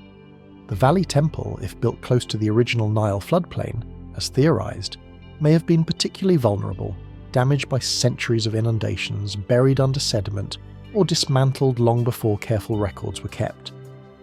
In 1930, archaeologist George Reiner proposed that a field of large limestone blocks found east of the Great Pyramid might represent the remains of Khufu's Valley Temple. Excavations in the 20th and 21st centuries have uncovered further hints, foundation trenches, fragments of granite paving, but no complete plan, no full reconstruction of the temple's grandeur. Was Khufu's Valley Temple simpler than those of his successors? Was it swallowed by the shifting landscape of the Nile, dismantled beyond recognition by later generations, or never completed at all? There are alternative theories as well. Some suggest that Khufu's Valley Temple was once connected to the now vanished structures surrounding the Sphinx. If true, it would mean that the architectural vision of Khufu's reign extended far beyond what is immediately visible, encompassing a sacred landscape whose full meaning remains hidden beneath layers of sand and time. Others propose that the original Valley Temple was replaced or transformed during later dynasties, its original purpose lost as new rulers reinterpreted the sacred spaces of Giza to suit their own beliefs and needs. And still others wonder whether the temple was destroyed intentionally. As dynasties rose and fell, and political and religious tides shifted, monuments associated with older rulers were sometimes defaced, dismantled, or repurposed. Could Khufu's Valley Temple have been a casualty of these ancient struggles over memory and meaning? The very absence of the temple opens a window into Egypt's long and complicated relationship with its own past, a past both revered and at times rewritten. Today, standing at the foot of the Great Pyramid, the desert wind carries whispers from the unseen. We know the pyramid was not meant to stand alone. It was part of a living, breathing ritual landscape, a theatre for sacred rites now lost to history. Without the Valley Temple, we are missing a key chapter in the story of how Khufu imagined his eternal life, how the priests and people of Egypt once honoured the divine king who ruled not just a nation, but the cosmic order itself. We are left with a handful of broken stones, vague traces in the earth, and the weight of a colossal absence. And so we are left to wonder what rites were once performed along the vanished walls of Khufu's temple. What prayers were spoken? What offerings are given? What secrets sealed behind its now erased threshold? Was the temple simply lost to time like so many relics of the ancient world? Or does it lie still hidden, buried under the modern city or under the very sands that fall? Millennia have guarded Egypt's most enduring mysteries. The Great Pyramid endures, silent, immutable. But the lost temple at its feet reminds us that even in the face of eternity, memory can be fragile, and that some of Egypt's greatest secrets are not found in what survives, but in what is missing. As the silence surrounding Khufu's lost temple settles once more over the sands of Giza, our path leads us southward toward the green heart of Upper Egypt, where another enigma waits, carved not in absence but in stone. Here in the sleepy town of Dendera on the west bank of the Nile rises one of the best preserved temples of ancient Egypt. The Temple of Hathor, goddess of love, music and healing, is a structure of almost impossible beauty. Its massive columns crowned with images of the goddess's serene face, its ceiling still painted deep blue and spangled with golden stars. And deep within this temple, tucked away in chambers few visitors reach, lies a series of strange carvings, depictions that have sparked decades of debate and wonder.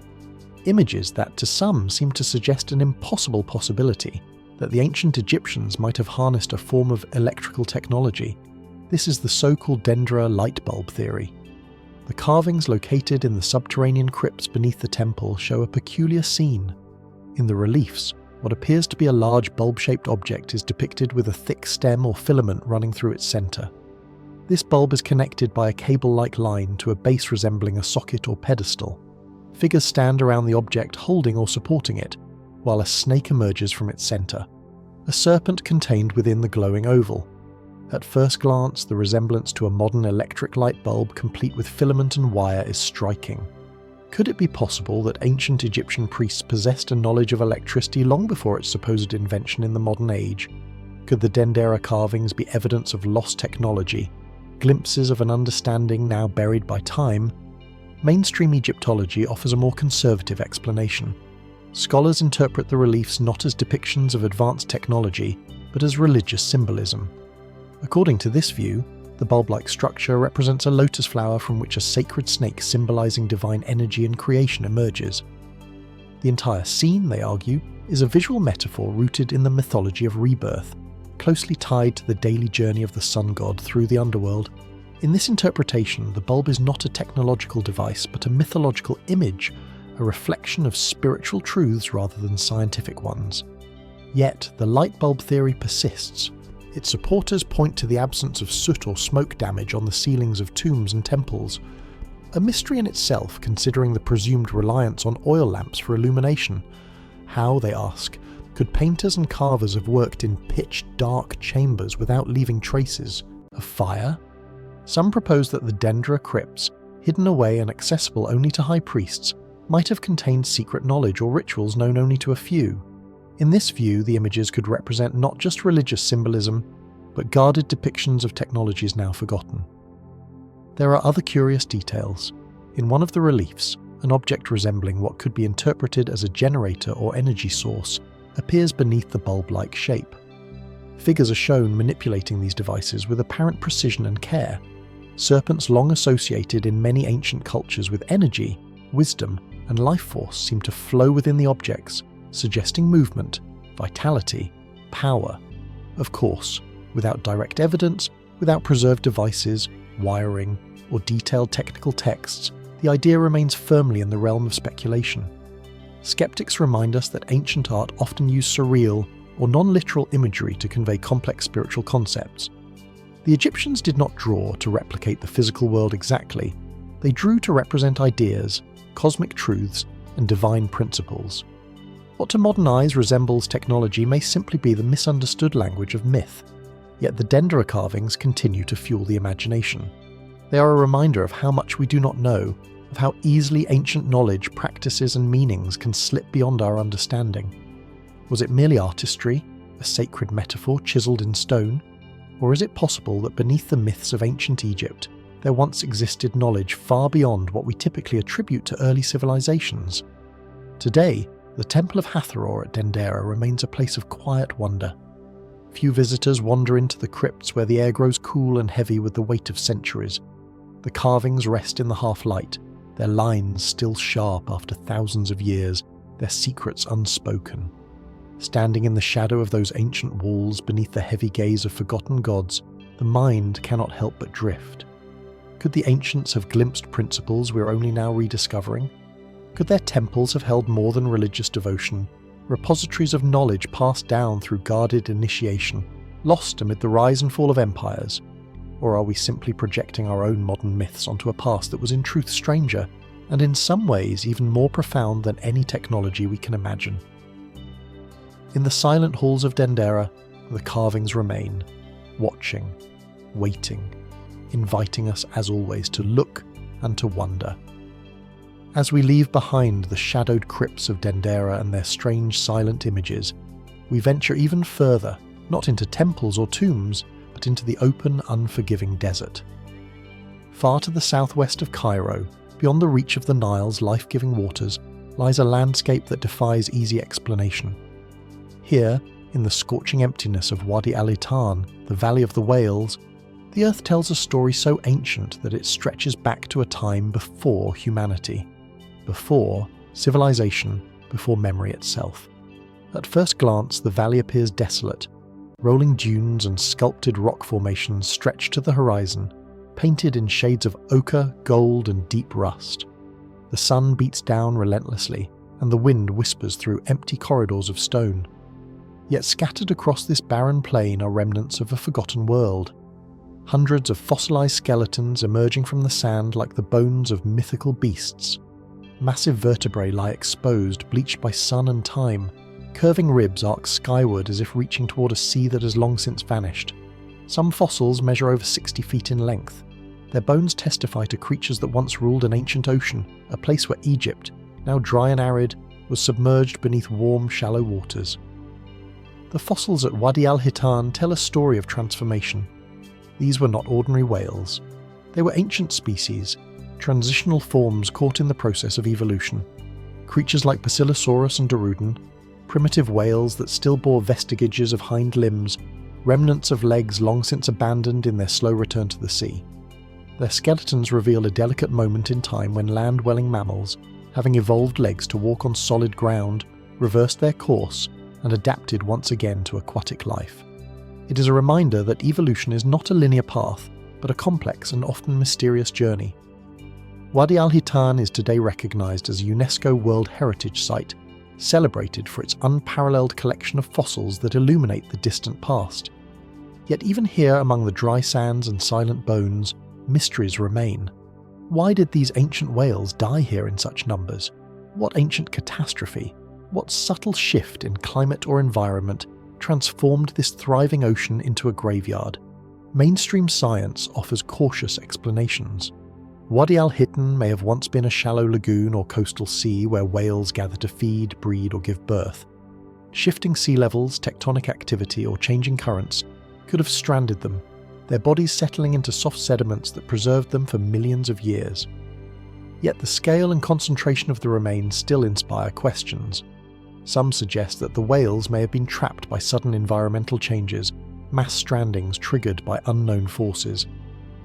Others wonder whether ancient migrations drawn by instinct and need ended in disaster here, in a place that was once alive with water but turned inexorably into desert. More speculative theories emerge at the edges of scientific inquiry. Could shifts in Earth's magnetic field or even cosmic events have disrupted the migratory senses of these early whales, drawing them to their doom? Could ancient global climate events, now only faintly understood, have reshaped entire ecosystems in ways more sudden and devastating than we yet realise? The answers, if they exist, lie buried deep within the layered stones and shifting dunes. Today, walking through Wadi al-Hitan feels like stepping into another world. The ground crunches underfoot, gritty with sand and fragments of ancient shells. The skeletal remains are cordoned off carefully, protected by conservationists, but their presence is palpable, a silent testimony to a time when Egypt was not a kingdom of sand and stone, but of water and life. Standing before the fossilized spine of a basilosaurus, its long body coiling across the earth, one cannot help but feel small.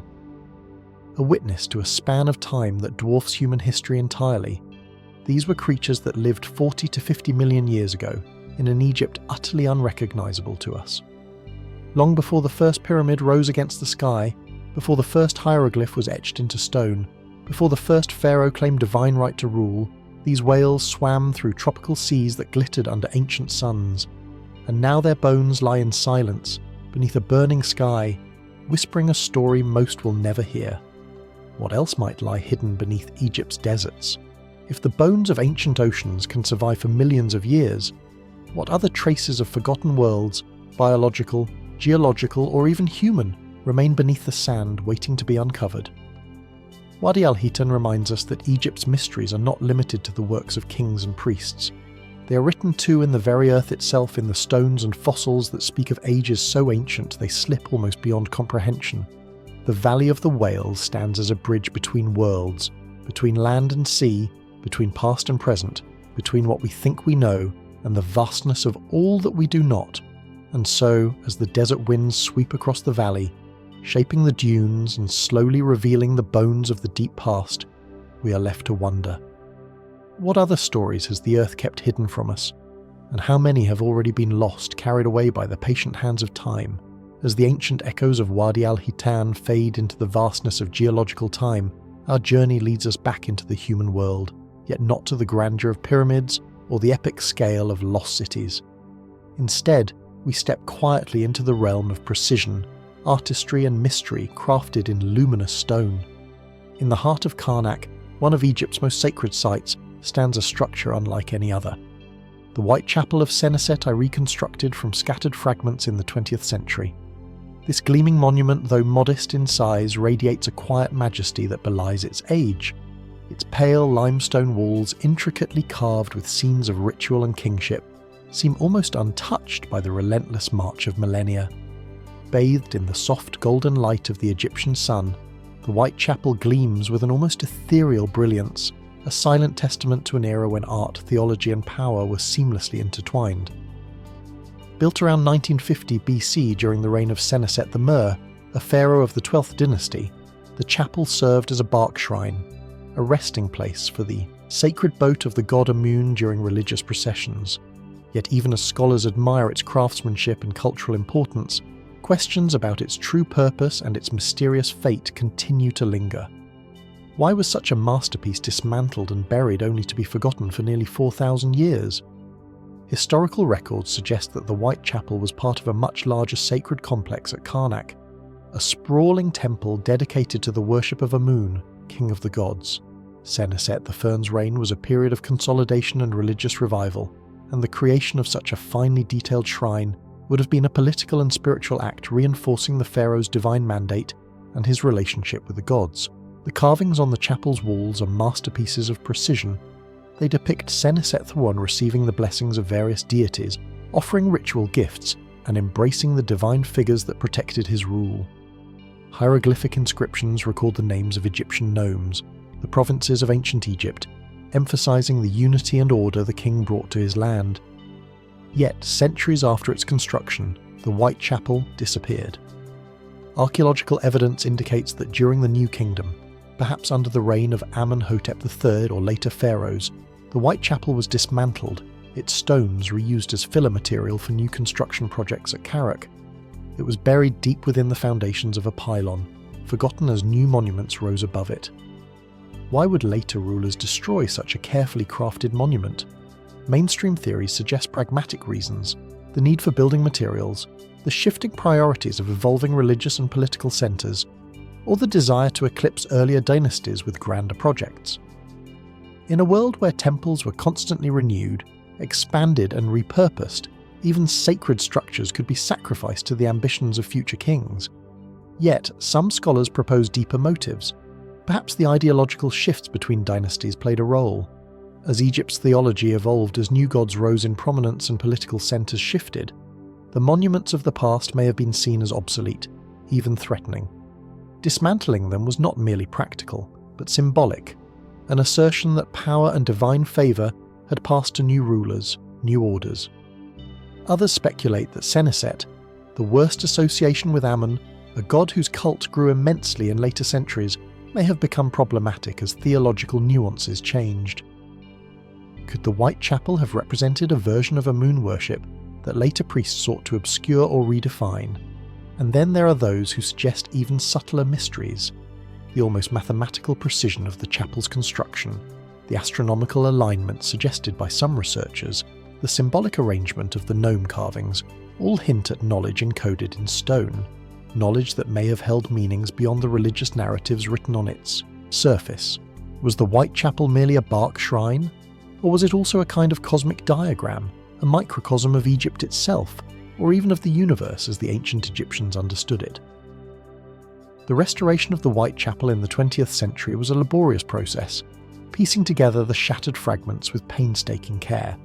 Today, visitors to Karnak can walk through its reconstructed walls, marvelling at the extraordinary quality of the reliefs, the crisp lines, the subtle play of light and shadow, and the enduring power of its sacred imagery. Yet, even in its restored form, the chapel retains an aura of mystery. There are no definitive answers to why it was hidden, no surviving texts that explain its dismantling, no clear record of its disappearance from public memory. It stands now as both a relic and a riddle, a whisper from a distant era when stone spoke in languages of power, myth, and meaning that we are still struggling to fully understand. What ceremonies unfolded here beneath the gaze of Amun and the blessings of the gnomes? What secrets were woven into its perfect geometry, its sacred proportions?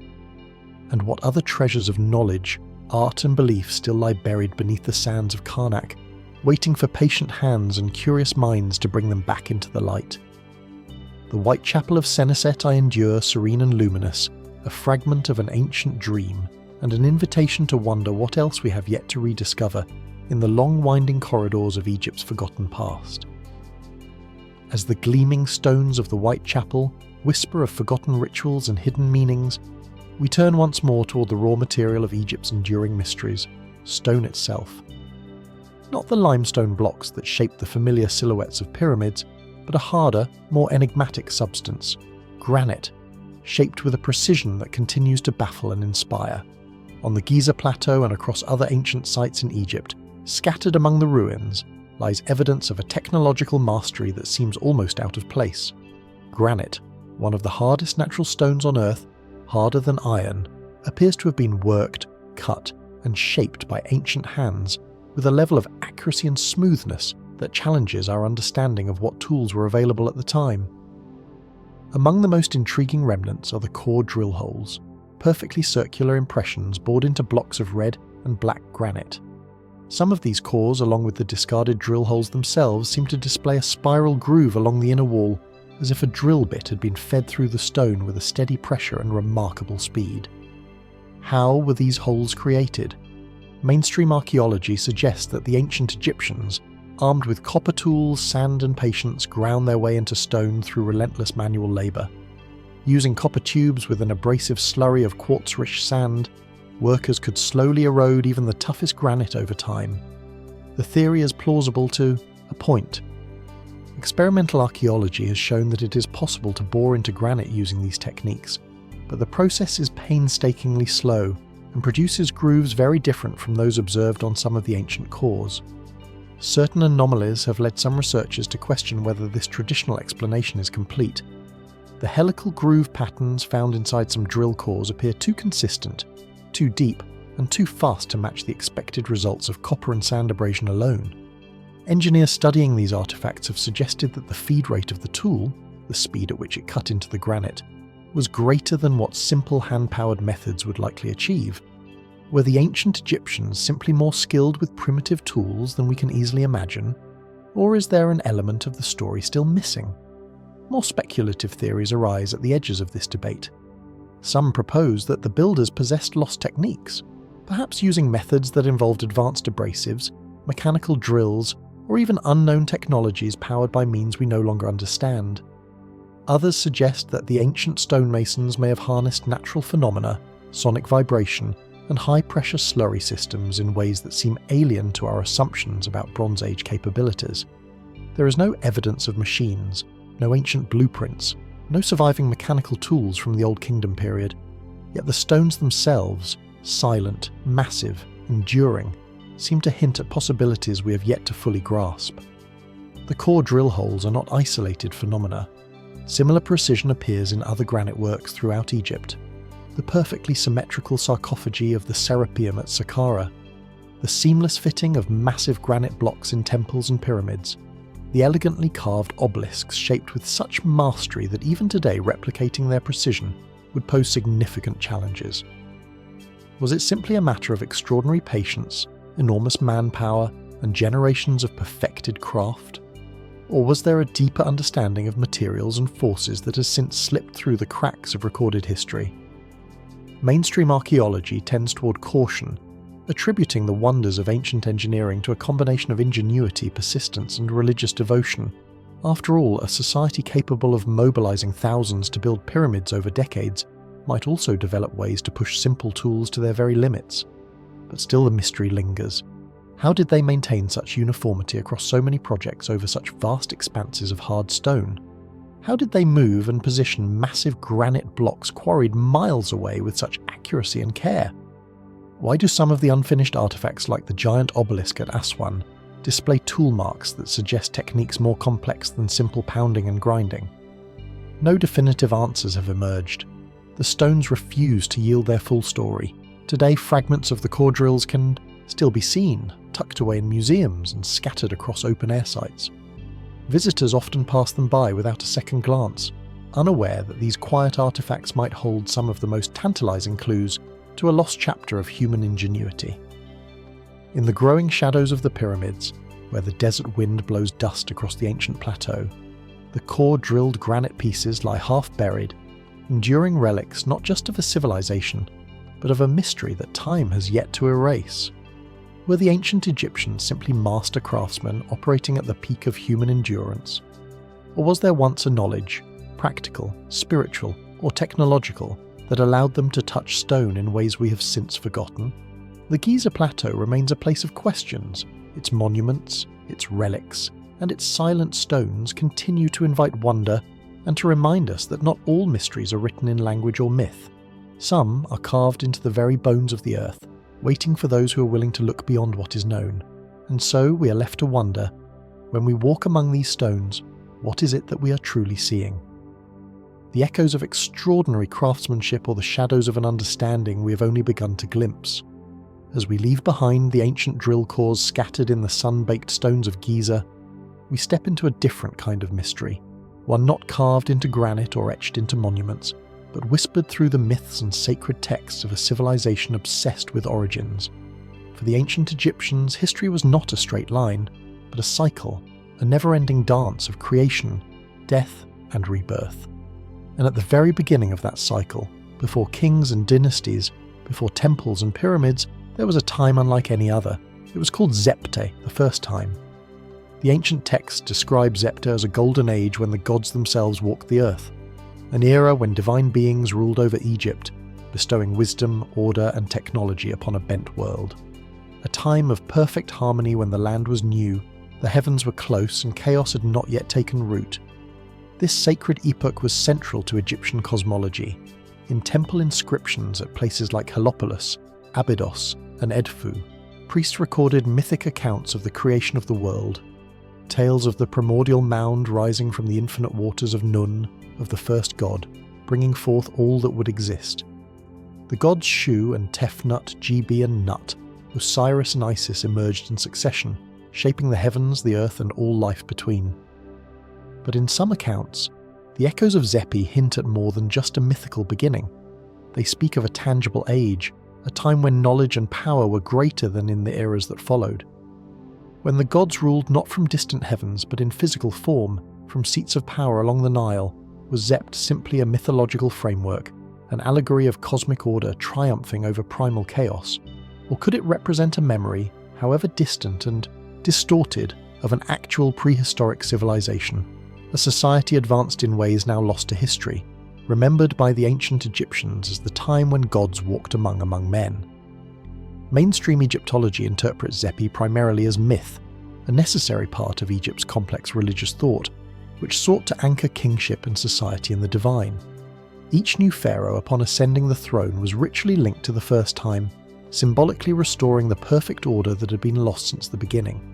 Yet some researchers, particularly those working at the fringes of traditional archaeology, propose alternative possibilities. Could the detailed references to Zepte found at multiple sites point toward a collective memory of real events? Events so ancient that they survived only as mythic fragments in the Egyptian consciousness? There are curious hints. The ancient priest Manetho, writing in the 3rd century BC, claimed that before the dynastic kings of Egypt, the land was ruled for thousands of years by divine and semi-divine beings. His king lists, though largely dismissed by modern scholars, describe reigns so impossibly long, tens of thousands of years, that they have often been relegated to the realm of fantasy. And yet similar traditions of a golden age, an era of gods and titans, appear in the mythologies of other ancient cultures. The Sumerians spoke of the antediluvian kings whose reigns stretched for millennia. The Greeks remembered a time of Olympian rule before the age of men. Could there have been a forgotten chapter of human history, one that ended long before the rise of dynastic Egypt around 3000 BC, a chapter erased by cataclysm or other forces now lost to time? Speculative theories connect Zepi to the idea of a lost civilization, perhaps one devastated by the cataclysmic end of the last ice age around 10,000 BC. Some propose that survivors of this ancient world seated the early cultures of Egypt and elsewhere, carrying fragments of a once great knowledge that would later be mythologized as the deeds of gods. The Giza Plateau itself, with its unexplained architectural precision and monumental structures, is often drawn into these theories. Was the Great Sphinx, heavily weathered and mysterious in its own right, a relic of Zepi? Was it a marker left behind by an earlier civilization, later adopted and reinterpreted by the dynastic Egyptians? Mainstream scholars remain skeptical. Without solid archaeological evidence, without clear datable artifacts or texts, such ideas must remain in the realm of speculation. Ancient civilizations, they argue, were capable of remarkable achievements without needing to invoke lost epochs or forgotten gods. And yet, the myth of Zepi endures. It lingers in the stones of Egypt's oldest temples, in the rituals of its kings, and in the very language the ancient scribes used to speak of time itself. A language where the past was not behind, but forever present, waiting to be restored. Today, standing amidst the ruins of Egypt's sacred sites, where worn hieroglyphs still catch the light of the setting sun, it is difficult not to feel the pull of that ancient dream. Was Zepte merely a cosmic allegory, a sacred mirror of how the Egyptians wished the world to be? Or was it a distant memory distorted by millennia, wrapped in myth, of a time when the earth was indeed very different, and when the line between the human and the divine was far thinner than we can easily imagine? The first time remains, like so much of Egypt's legacy, a mystery carved into the bedrock of human imagination, inviting those who dare to look beyond the surface to ask what truly came before. As the distant echoes of Zepi linger in the mind, a golden age where gods and men once walked side by side, we return to the visible marvels left by those who followed, reaching upward in stone toward the sky. Few creations capture the ambition of ancient Egypt as purely as the obelisk.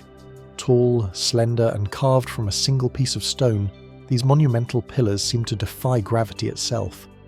Rising from temple courtyards and sacred plazas, obelisks pointed heavenward, their tips often sheathed in electrum to catch the first rays of the sun.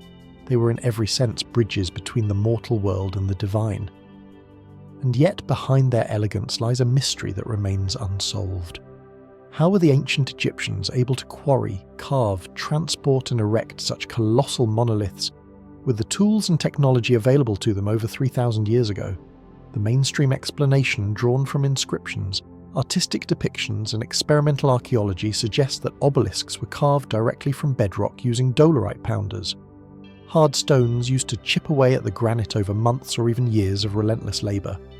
Once freed, the massive stones were dragged over land using wooden sledges and lubricated paths of mud or water to ease their passage. Finally, they were raised upright through a system of ramps, levers, and counterweights aided by immense teams of workers. In theory, the process is possible. Experiments have shown that with enough manpower and determination, blocks weighing several tons can indeed be moved and lifted using primitive means. Yet, when faced with the actual scale and precision of Egypt's largest obelisks, doubts persist. How did workers carve out such enormous and delicate shapes without fracturing the stone?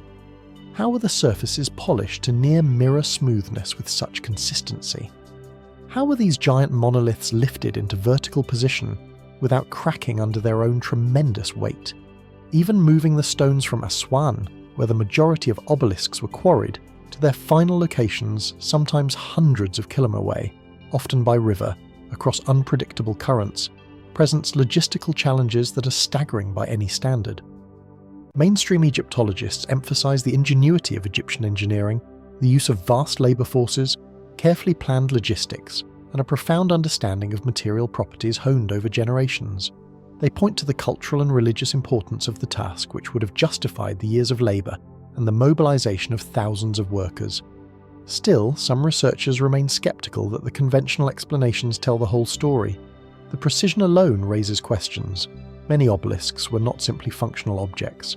They were masterpieces of craftsmanship inscribed with delicate hieroglyphs and positioned to align with astronomical or religious principles.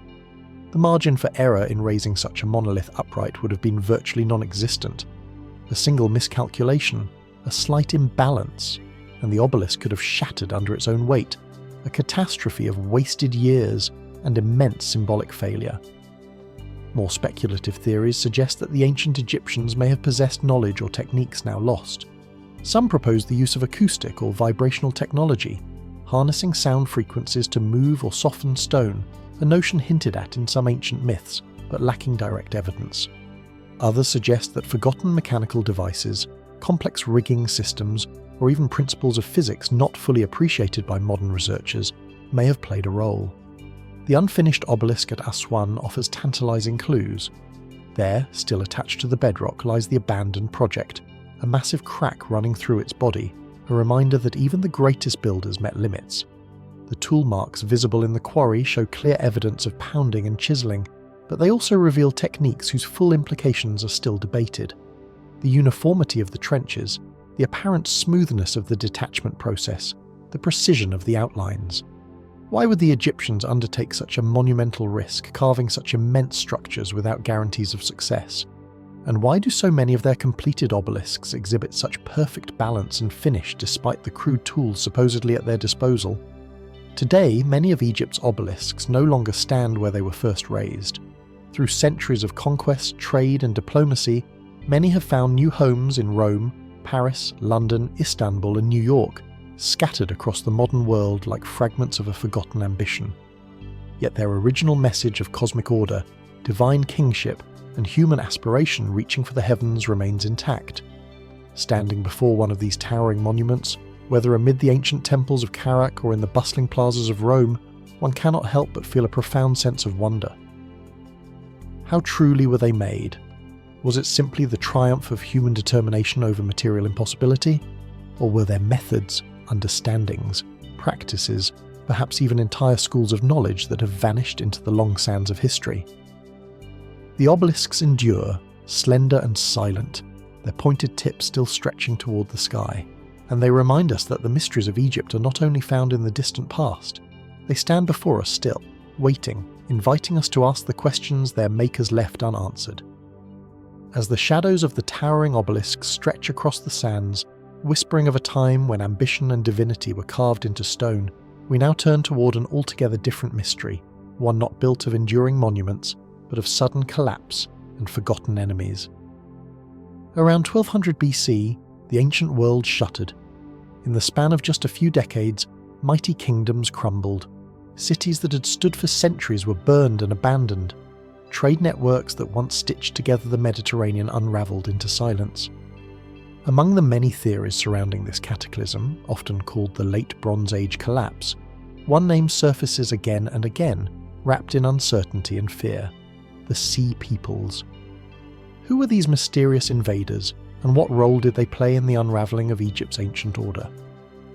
The earliest clues lie in the battered records of the Egyptian New Kingdom in the reigns of Emper and Ramses III. On temple walls at Karnak and Medinet Habu, vivid reliefs depict fierce battles between Egyptian forces and foreign warriors arriving by sea and land. Helmeted, armed with spears, their ships surging toward the Nile Delta like an unstoppable tide. Inscriptions speak of northerners coming from all lands, of enemies who laid waste to everything in their path. They describe entire confederations of peoples moving with their families, oxen and possessions, a migrating force rather than a mere army bent on conquest or survival, or both. Ramses III, one of Egypt's last great warrior pharaohs, claimed a decisive victory against the Sea Peoples around 1175 BC, preserving Egypt when so many neighbouring civilizations fell. Yet even Egypt was not left untouched. In the wake of these conflicts, the empire contracted, wealth diminished, and the stability of the new kingdom slowly eroded. But who exactly were the Sea Peoples? The Egyptian inscriptions list names like the Peliset, Cheka, Shechesh, Denian, and Wasesh, groups that scholars have tentatively linked to regions across the Mediterranean, perhaps the Aegean, Anatolia, Cyprus, and beyond. Some theories propose that these were displaced Minians, Sardinians, Sicilians, or even peoples from as far away as the Balkans. Mainstream historians suggest that a combination of environmental stress, drought, earthquakes, famine, and internal political upheaval across the Late Bronze Age world may have triggered mass migrations and societal collapse. The Sea Peoples in this view were less the sole cause and more a symptom. Opportunistic raiders and refugees taking advantage of weakened states, yet the mystery deepens. Why did these invasions occur with such suddenness and coordination? How could once powerful kingdoms like the Hittites, the Mycenaeans, and the Canaanite city-states fall so swiftly, leaving behind little, more than charred ruins and broken tablets? More speculative theories propose that the Sea Peoples were not simply disorganized bands of migrants, but a highly organized coalition, possibly former mercenaries, displaced warriors, or even remnants of fallen empires seeking new lands to settle. Some have even suggested that a larger yet unidentified civilization orchestrated these movements behind the scenes, driven by unknown forces or ambitions. In the Egyptian accounts, the Sea Peoples are depicted not merely as raiders, but as a dire existential threat, an unstoppable force that could only be turned back through divine favour and royal might.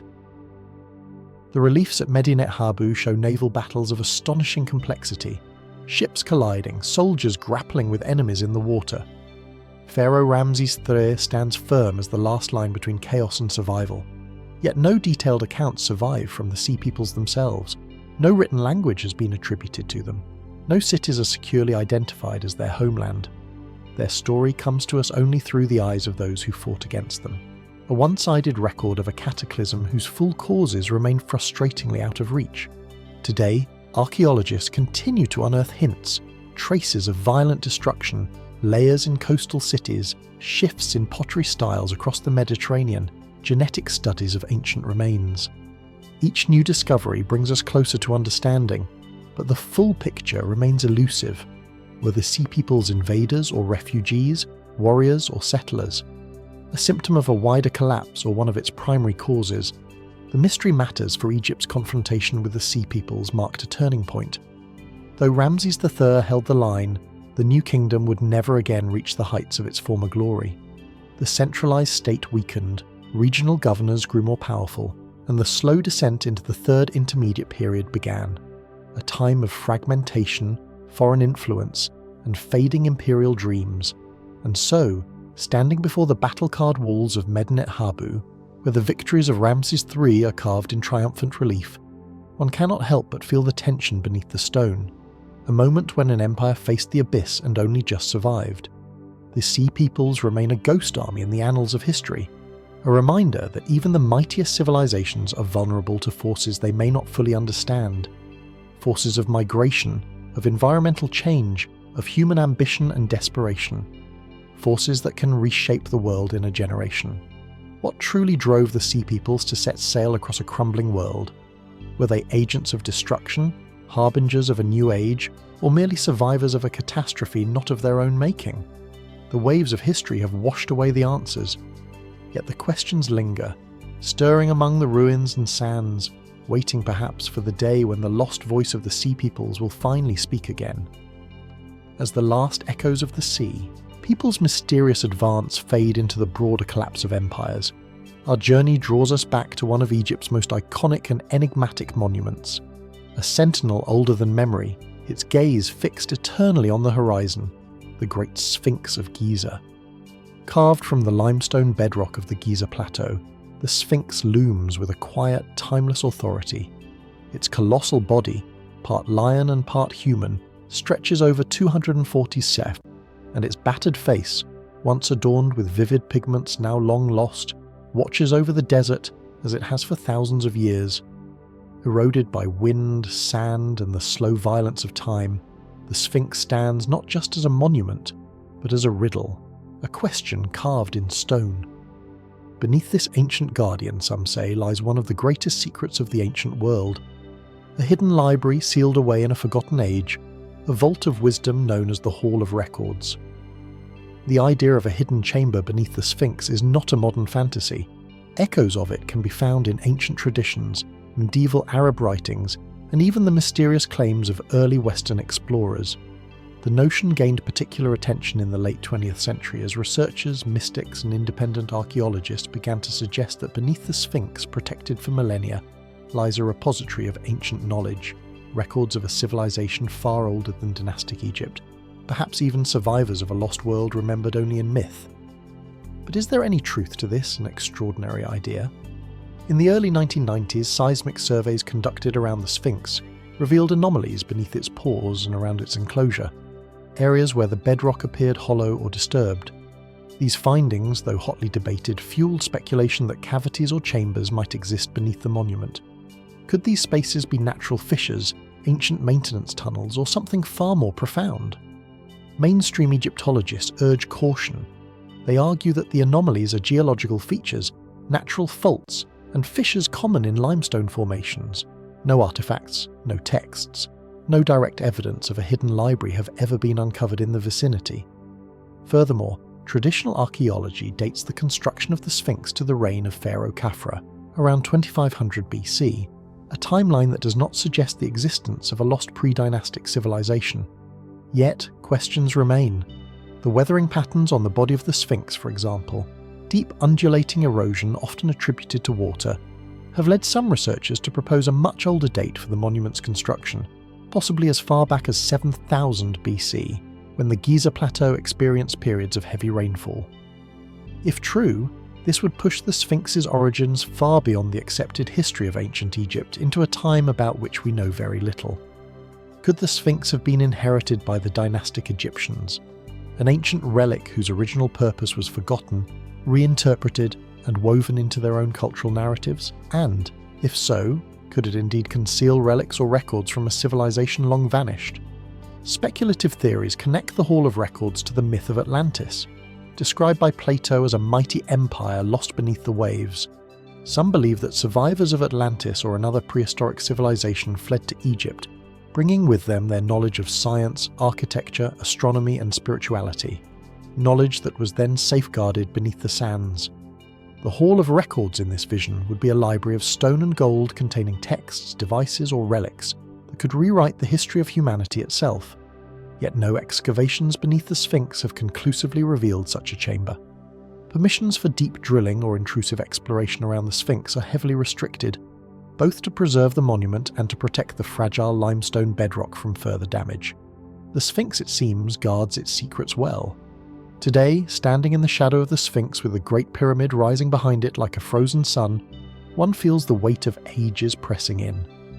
The air shimmers with heat, and the desert winds carry whispers, fragments of forgotten prayers, lost ambitions, ancient fears. The Sphinx's face, eroded yet serene, gazes eastward toward the rising sun, a symbol of rebirth, of eternal cycles. It invites questions but offers no answers. Was the Sphinx a simple monument to royal power, a cosmic guardian, a relic of a civilization that memory has otherwise erased? Does a library of ancient wisdom slumber beneath its paws? Or is the real mystery not buried in chambers of stone but in the silence of our own forgotten past? Mainstream science demands evidence, and rightly so. Yet the persistent allure of the hidden library speaks to something deeper, a yearning not just for answers, but for connection to a world where knowledge was sacred, where the boundary between myth and history had not yet been drawn. In the end, the Sphinx remains what it has always been, a riddle, silent, patient, enduring. And as the sun sets over the Giza Plateau, casting long shadows across the desert floor, we are left to wonder if the Hall of Records exists, will it ever be found?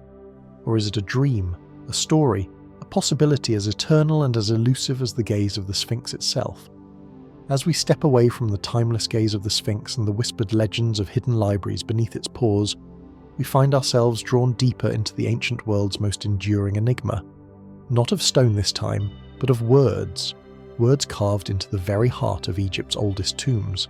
Words meant not for the living, but for eternity. They are known today as the pyramid texts, hidden within the dark, narrow chambers of Egypt's earlier stone pyramids, in places like Saqqara beneath the ruins of the pyramid of Unas and his successors. These inscriptions are among the oldest known religious writings in human history. Dating back to around 2300 BC, they record spells, hymns, incantations intended to guide the soul of the deceased pharaoh safely through the perils of the afterlife. Carved meticulously into the limestone walls, the pyramid texts seem to defy time itself. Their hieroglyphs, still crisp after more than 4 millennia, speak of a profound and complex vision of existence beyond death, a vision already fully formed, elaborate, and deeply symbolic. But how did these texts come to survive at all? And why, even at their earliest appearance, do they seem so complete, so sophisticated, as if drawn from a well of tradition much older than the pyramids themselves? The standard view holds that the pyramid texts evolved from oral traditions, priestly hymns and dreary spells passed down for generations before finally being committed to stone during the 5th and 6th dynasties. In this view, what survives in the pyramids is merely the first formal recording of a far older, previously unwritten religious tradition. Yet questions remain. If these rituals were orally transmitted, how did they maintain such consistency and depth across centuries? The pyramid texts are not crude or tentative compositions. They display a mastery of language, theology, and cosmology that suggests a long and careful refinement. There is no hint of experimentation in their lines, no rough drafts or clumsy insertions, only a confident, intricate system of beliefs. Could it be that the pyramid texts were copied from even earlier written sources now lost to the shifting sands of history? Might there have been pre-dynastic or early dynastic texts inscribed on perishable materials like papyrus, wood, or leather that did not survive the millennia, but once formed a vast corpus of sacred knowledge? Some scholars have speculated about the existence of earlier repositories of sacred texts long destroyed by fire, flood, or the simple decay of time. Others wonder whether the sophistication of the pyramid texts points to an even deeper mystery. The inheritance of religious concepts from an unknown antecedent culture, now vanished from the archaeological record. There are curious hints within the texts themselves. They speak often of the primordial times of gods and events long past, even in the imagination of the pyramid builders. They reference ancient cosmologies, lost temples, divine battles, and sacred landscapes that suggest the memory of an even earlier age preserved through ritual and inscription. And the format of the pyramid texts is itself intriguing. Unlike later religious writings which tell structured stories or offer systematic theology, the pyramid texts are fragmented, dreamlike, a series of invocations, declarations, and magical utterances. They seem to operate not through narrative, but through symbolic association, layered meaning, and sacred resonance. Were these texts meant merely to describe a path through the afterlife? Or were they encoding something deeper, a map of cosmic principles, a guide not only for the soul's journey, but for the maintenance of the entire universe's balance? More speculative theories have emerged around the pyramid texts. Some propose that they preserve fragments of lost scientific knowledge encoded in mythological language. Others suggest they are remnants of an earlier system of consciousness, one in which language, ritual, and reality were more deeply intertwined than they are in our modern understanding. Mainstream Egyptology remains cautious. The pyramid texts are viewed primarily as theological documents, expressions of the Egyptian obsession with death, resurrection, and the eternal cycle of Mahat, the divine order of the cosmos. Yet, even among cautious scholars, the sheer depth and complexity of these early writings inspire wonder. How did such a sophisticated religious system arise, seemingly fully formed at the dawn of Egyptian civilization? What earlier traditions fed into its creation? And what, if anything, has been lost in the long passage from the first time to the fading hieroglyphs of the last priestly scribes? Today, visitors who enter the Pyramid of Unas, stooping low through narrow corridors, stepping carefully across cracked and ancient floors, are confronted not by silence, but by the quiet murmur of eternity. The walls around them are alive with hieroglyphs, stars, serpents, thrones, feathers, and sceptres, all speaking in a language of stone and spirit. The spells are not for the living, they are for the king who lies entombed within, a king who in the ancient vision did not die, but ascended into the sky, joining the imperishable stars, and yet reading them now, one feels that they speak to us still, calling across 4,000 years, inviting us to glimpse a world where death was not an end, but a transformation, where language itself was a vessel of divine power. How did the pyramid texts survive when so much else has been lost? Were they the final echoes of a world even older than the stones into which they were carved? And what other sacred writings, what other songs of the soul might still lie, buried beneath Egypt's silent sands, waiting for their moment to rise once more into the light? As we leave behind the enduring voices of the pyramid texts, those ancient spells carved deep into stone, our gaze turns upward toward a different set of mysteries hidden within the pyramids themselves. This time, the riddle is not inscribed on the walls, but built into the very fabric of the Great Pyramid of Khufu. High within the structure's heart, inside the king's and queen's chambers, narrow shafts penetrate the massive limestone blocks. Some lead upward into darkness, others stop abruptly. Some are angled with meticulous precision towards specific points in the sky, while others seem to end inexplicably in solid stone. Their dimensions are precise, their orientation deliberate, and yet after centuries of study, their true purpose remains unknown. What were these shafts for? What secrets might they hold? Mainstream Egyptology proposes that the shafts served practical or ritualistic functions. One theory suggests they were symbolic passageways, allowing the soul of the deceased pharaoh to ascend toward the stars, specifically toward the circumpolar constellations known to the ancient Egyptians as the imperishable ones, or towards sacred stars like Sirius and Orion's belt. Indeed, the alignment of some shafts appears to support this idea. The northern shaft of the king's chamber points roughly toward Thuban, the North Star, around 2500 BC. The southern shaft aligns toward Orion's belt associated with Osiris, the god of the afterlife. Meanwhile, shafts from the queen's chamber may have once pointed towards Sirius, linked to the goddess Isis.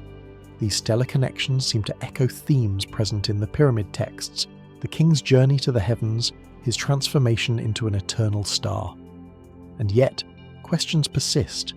If the shafts were purely symbolic, Why build them with such extraordinary precision, using immense effort and planning? Why create passageways just wide enough to admit a small object, or perhaps only the spirit, when no one would ever see or use them in a physical sense? Adding to the mystery, some of the shafts were sealed with stone plugs. In 1993, an exploratory robot famously discovered a small door blocking one of the Queen's chamber shafts, adorned with 2 copper handles. Later probes found yet another door beyond the first and what appeared to be a small cavity. Were these merely structural features, or were they hiding something? Artifacts, inscriptions, clues left by the pyramid builders? No treasure, no text, no definitive object has yet been found behind these mysterious barriers. Only more stone, more questions. More speculative theories offer bolder interpretations. Some suggest that the shafts were part of an elaborate ritual device, mechanisms through which the pharaoh's soul could be ritually launched towards specific stars at specific times. Others propose they served an astronomical purpose, functioning as observatories or alignment tools during construction, allowing priests to calibrate the pyramid's position relative to the heavens with astonishing accuracy.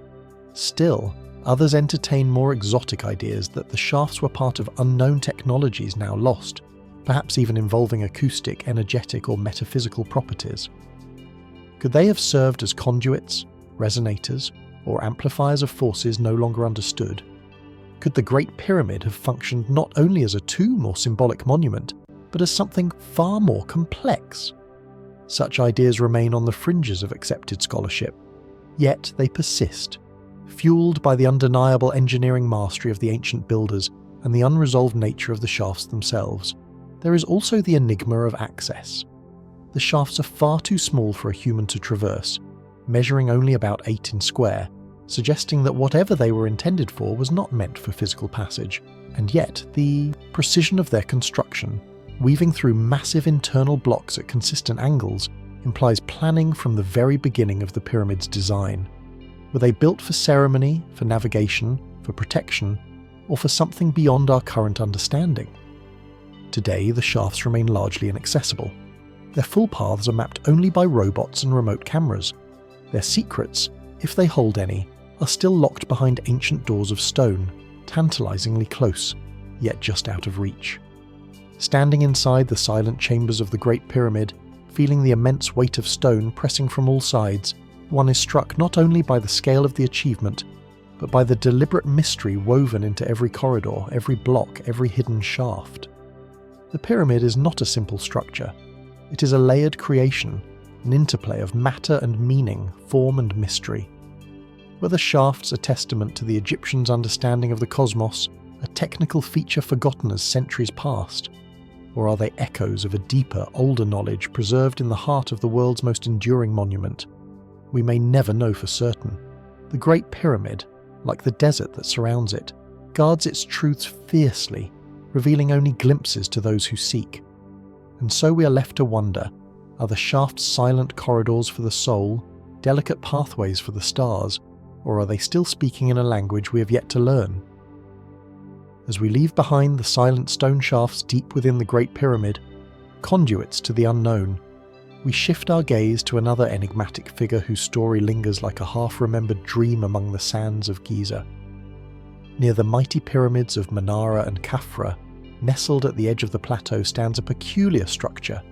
At first glance, it resembles a small stepped pyramid, yet upon closer inspection, it defies simple classification.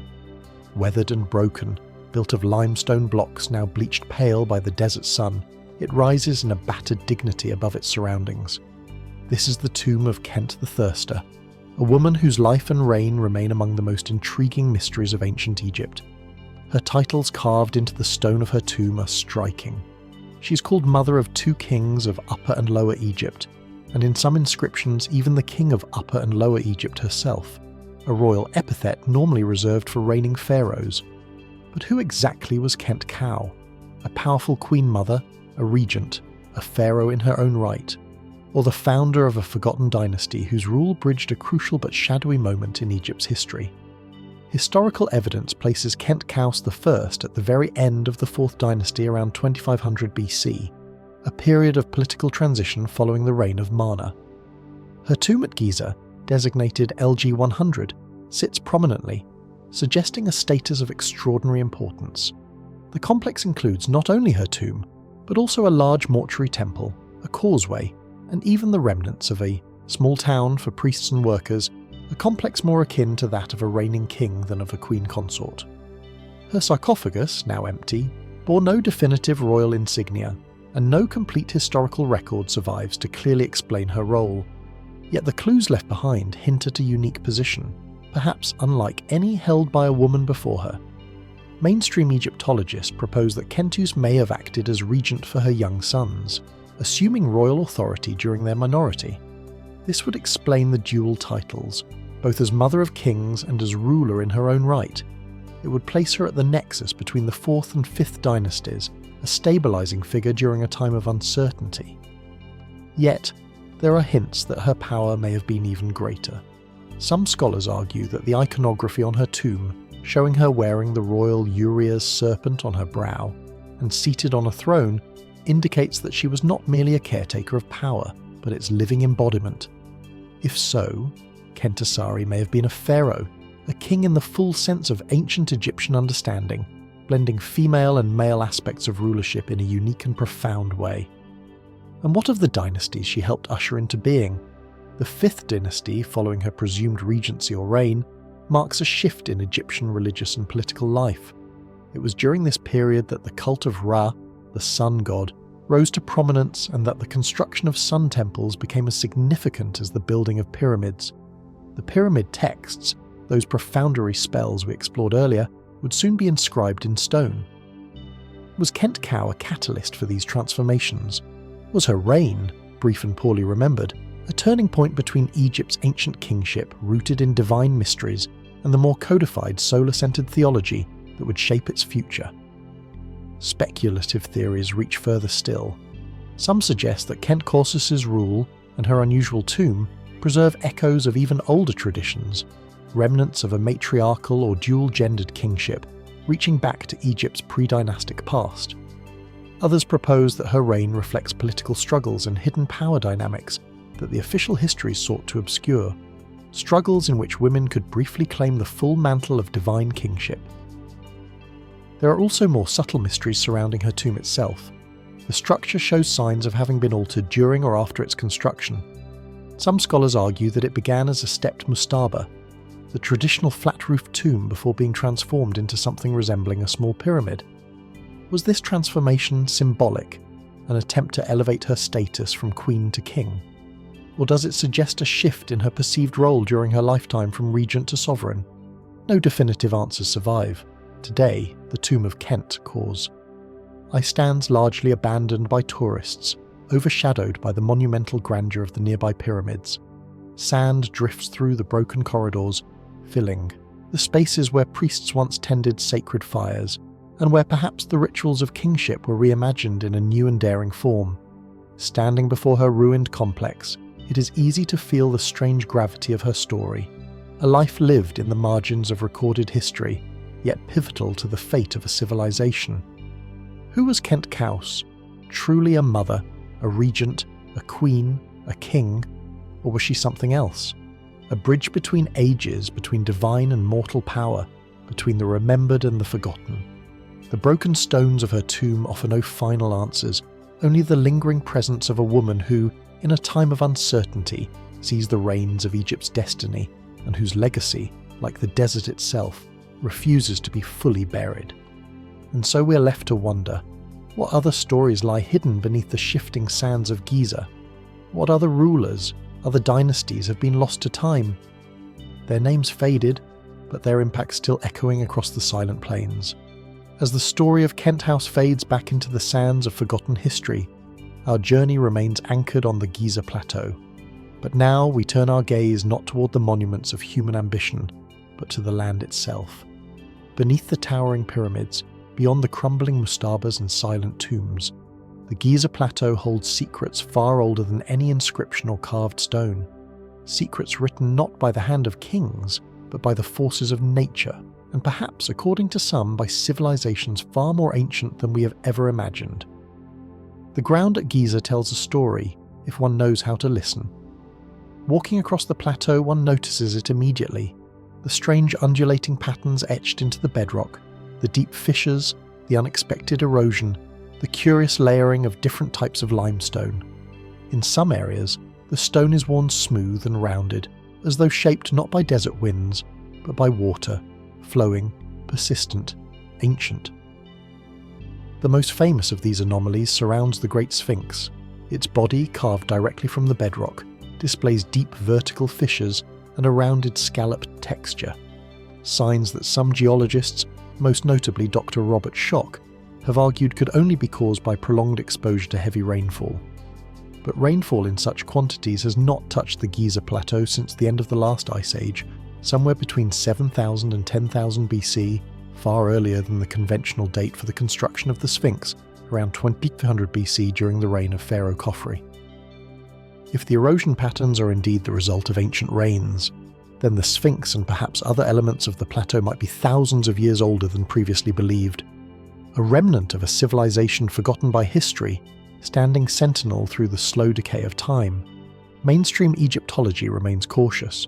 Most scholars attribute the erosion around the Sphinx and other structures to a combination of wind, sand, and localized water, runoff from flash flooding. They argue that natural processes, acting over thousands of years even after construction, could account for much of the observed weathering. And yet, doubts linger. Why do nearby structures carved from the same limestone show vastly different erosion patterns? Why does the enclosure wall around the Sphinx show signs of deep water scouring, while nearby tombs and causeways supposedly built later exhibit far less damage? Why are there distinct geological fault lines, odd depressions and isolated pockets of erosion scattered unevenly across the plateau? Adding to the puzzle are other features. Vast unexplored chambers detected through ground-penetrating radar, anomalies beneath the Sphinx and around the Great Pyramid, and uneven strata suggesting massive shifts or disturbances long before the rise of Egypt's dynasties. Some researchers propose that the Giza Plateau may have been a sacred site for far longer than we realise, a place of reverence and construction even in pre-dynastic times, later adapted and reinterpreted by the pharaohs we know from history. More speculative theories reach further still. Some suggest that the ancient builders, whether early Egyptians or an even older culture, deliberately chose the Giza Plateau not merely for its prominence or location, but for its unique geological properties. The bedrock beneath Giza, with its layers of limestone interspersed with harder bands of dolomite, creates a natural resonance. Could it be that the plateau was selected as a site of spiritual or energetic significance? A place where earth and sky, stone and star converged, in ways now lost to modern understanding. Others propose that the geological anomalies are not entirely natural, that ancient builders may have reshaped the land itself, carving and altering the bedrock to suit purposes we can only guess at. Pathways, platforms, pits, and trenches cut into the living rock suggest a vision far larger than mere tomb construction. Were these features simply practical quarries and construction zones? Or were they part of a larger sacred landscape encoded with meanings forgotten over the passing of millennia? Today, many of these geological features remain unexplored or only partially studied, shielded by shifting sands, modern development, and the understandable caution of archaeologists tasked with preserving one of humanity's greatest heritage sites. Yet, the questions persist. When we walk the Giza Plateau, we're not simply stepping through a man-made necropolis. We're walking atop a geological palimpsest, a layered record of earth, climate, water, and human ambitions stretching back into prehistory. Is it possible that the story of Giza begins not with Khufu, Khafre, or Mana, but with a civilization lost to memory, whose first monuments were carved not in glory, but in reverence for forces older and more powerful than kings?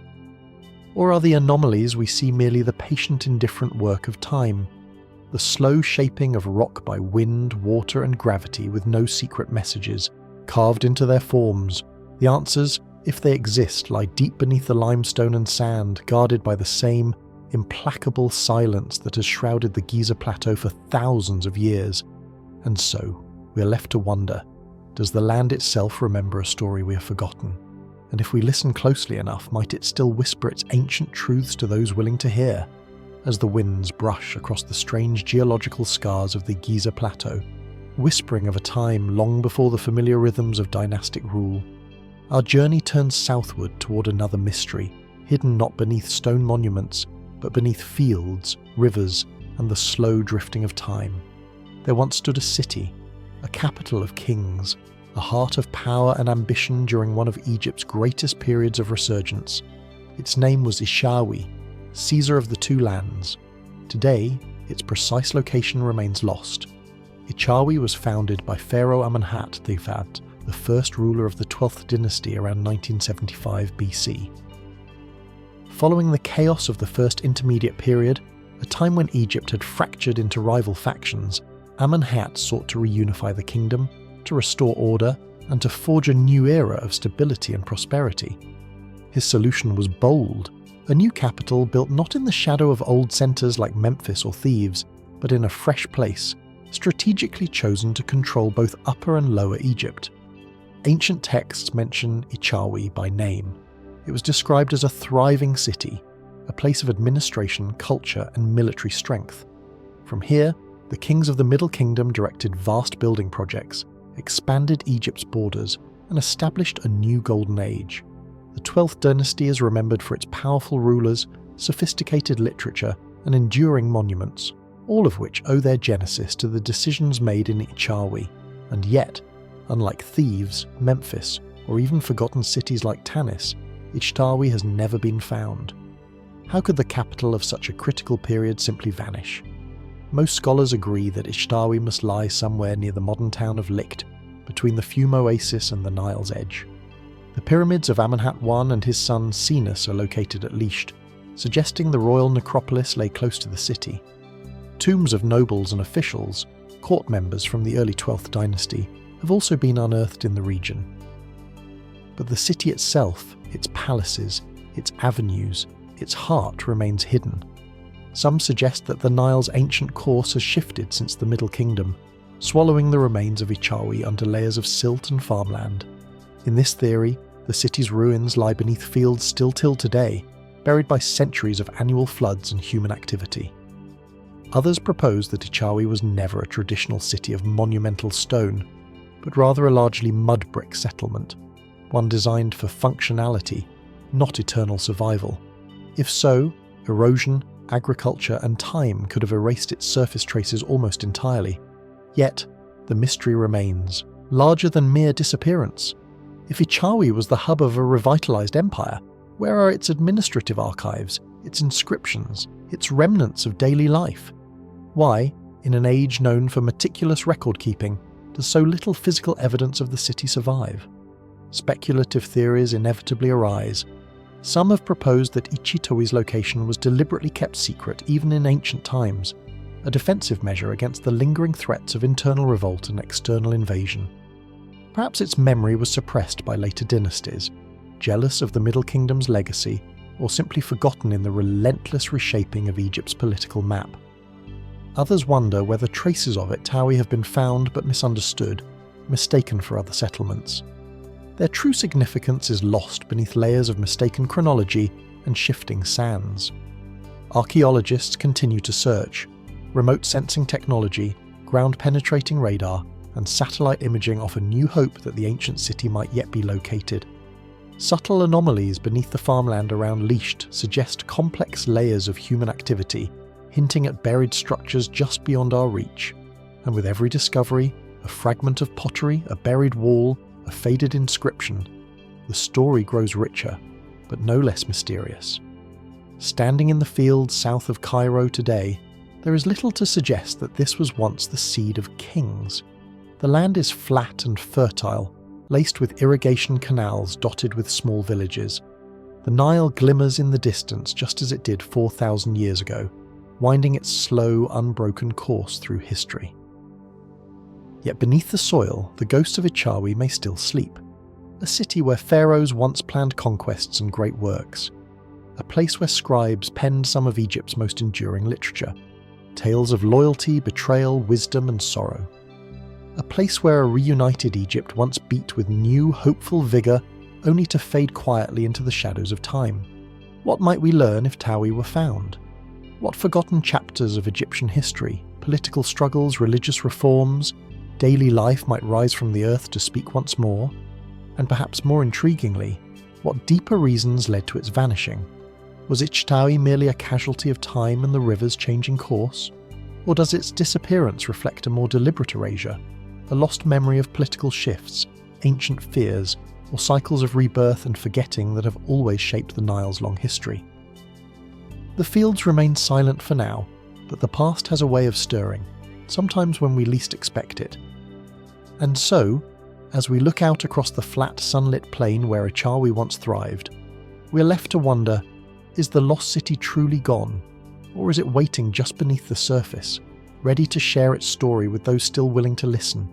As we leave behind the lost avenues and forgotten courts of Ichawi, our journey turns from the vanished cities of Egypt's golden past to an artifact that continues to captivate the world, a face fashioned from gold yet cloaked in questions that refuse to fade. The golden death mask of ancient Egypt, shimmering, haunting, eternal, remains one of the most iconic symbols of a civilization obsessed with the afterlife. Most know of the Mask of Tutankhamun with its delicate craftsmanship and serene youthful features. Discovered in 1922 by Howard Carter, resting upon the mummy of the boy king, it quickly became the emblem of ancient Egyptian splendor.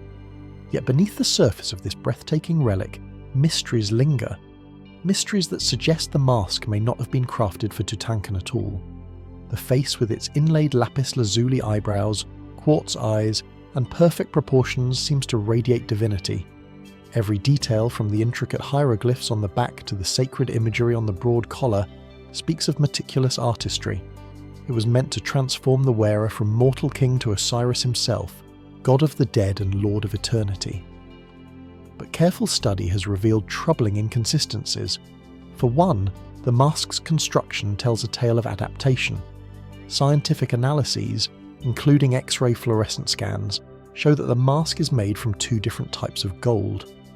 A lighter shade for the face and a darker, more reddish gold for the broad collar and chest. This suggests that two separate pieces were joined together, perhaps repurposed for a burial it was not originally intended for. More curious still are the inscriptions. Along the shoulders of the mask, a Khartu, a royal name enclosed within an oval, identifies the wearer as Nebura, the throne name of Tutankhamun. But close examination reveals signs that the cart may have been altered. Tiny differences in the engraving style, the positioning of hieroglyphs, and the depth of the carving hint that the original name was removed and replaced. Who then was the mask first made for? One compelling theory points to Tutankhamun's mysterious predecessor, the enigmatic Pharaoh Smenkhare. Little is known about Smenkhare, who ruled briefly during the chaotic final years of the Amarna period, a time when Egypt was rocked by religious upheaval under Akhenaten's monotheistic reforms. Shmena's reign is a ghostly one. Few monuments, few artifacts, few traces at all. Could the golden mask, with its refined, mature features, have been crafted for a different ruler? A king forgotten by official histories only to be reassigned to the young Tutankhamun at a time of political necessity. Other scholars propose that the mask may have originally belonged to a woman. Perhaps Queen Nefertiti, a possible female successor to Akhenaten, is sometimes identified with Nefertiti herself. The soft contours of the face, the pierced ears, unusual for male depictions, and the more delicate proportions suggest a subtle, feminine quality, though interpretations vary. If so, the mask story becomes even more layered. A royal artifact fashioned in the twilight of a collapsing dynasty, repurposed in haste to honour a boy king whose unexpected death demanded swift sacred preparation. Mainstream Egyptology acknowledges the anomalies, but many maintain that even if the mask was adapted, it was done so carefully, preserving the sacred rites surrounding royal burial. To the ancient Egyptians, ensuring the king's safe passage into the afterlife mattered more than the precise origin of literary goods. Yet the idea that Egypt's most famous artifact might be a relic of a forgotten king or queen adds a deep, poignant mystery to its beauty. It also raises broader questions about Tutankhamun's tomb itself. The tomb, though famously rich, was small and hastily prepared for a king. The burial assemblage contained objects that bore signs of reuse: canopic jars, furniture, jewellery, some of which may have been originally made for other royals. Was Tutankhamun's death sudden, his tomb cobbled together from available items meant for predecessors who had fallen into political disgrace? And if so, how much of what we believe about this young pharaoh's burial, and by extension, the era's art, religion and politics, is shaped by these hurried substitutions? Standing before the Golden Master Day in the Egyptian Museum or soon in the Grand Egyptian Museum, one is struck not only by its radiant craftsmanship, but by the sense of layers hidden beneath its surface. Layers of history, identity, and forgotten ambition. The mask is a masterpiece of art, yes, but it is also a puzzle. Who first gazed out from behind that immortal visage? Was it truly Tutankhamun, the fragile boy king thrust onto history's stage? Or was it a shadowy ruler lost to the shifting sands of political upheaval? A king without a kingdom, a queen without a future. The gold speaks, but it does not reveal all. It gleams in the museum lights, reflecting our faces back to us, daring us to see not just beauty but mystery.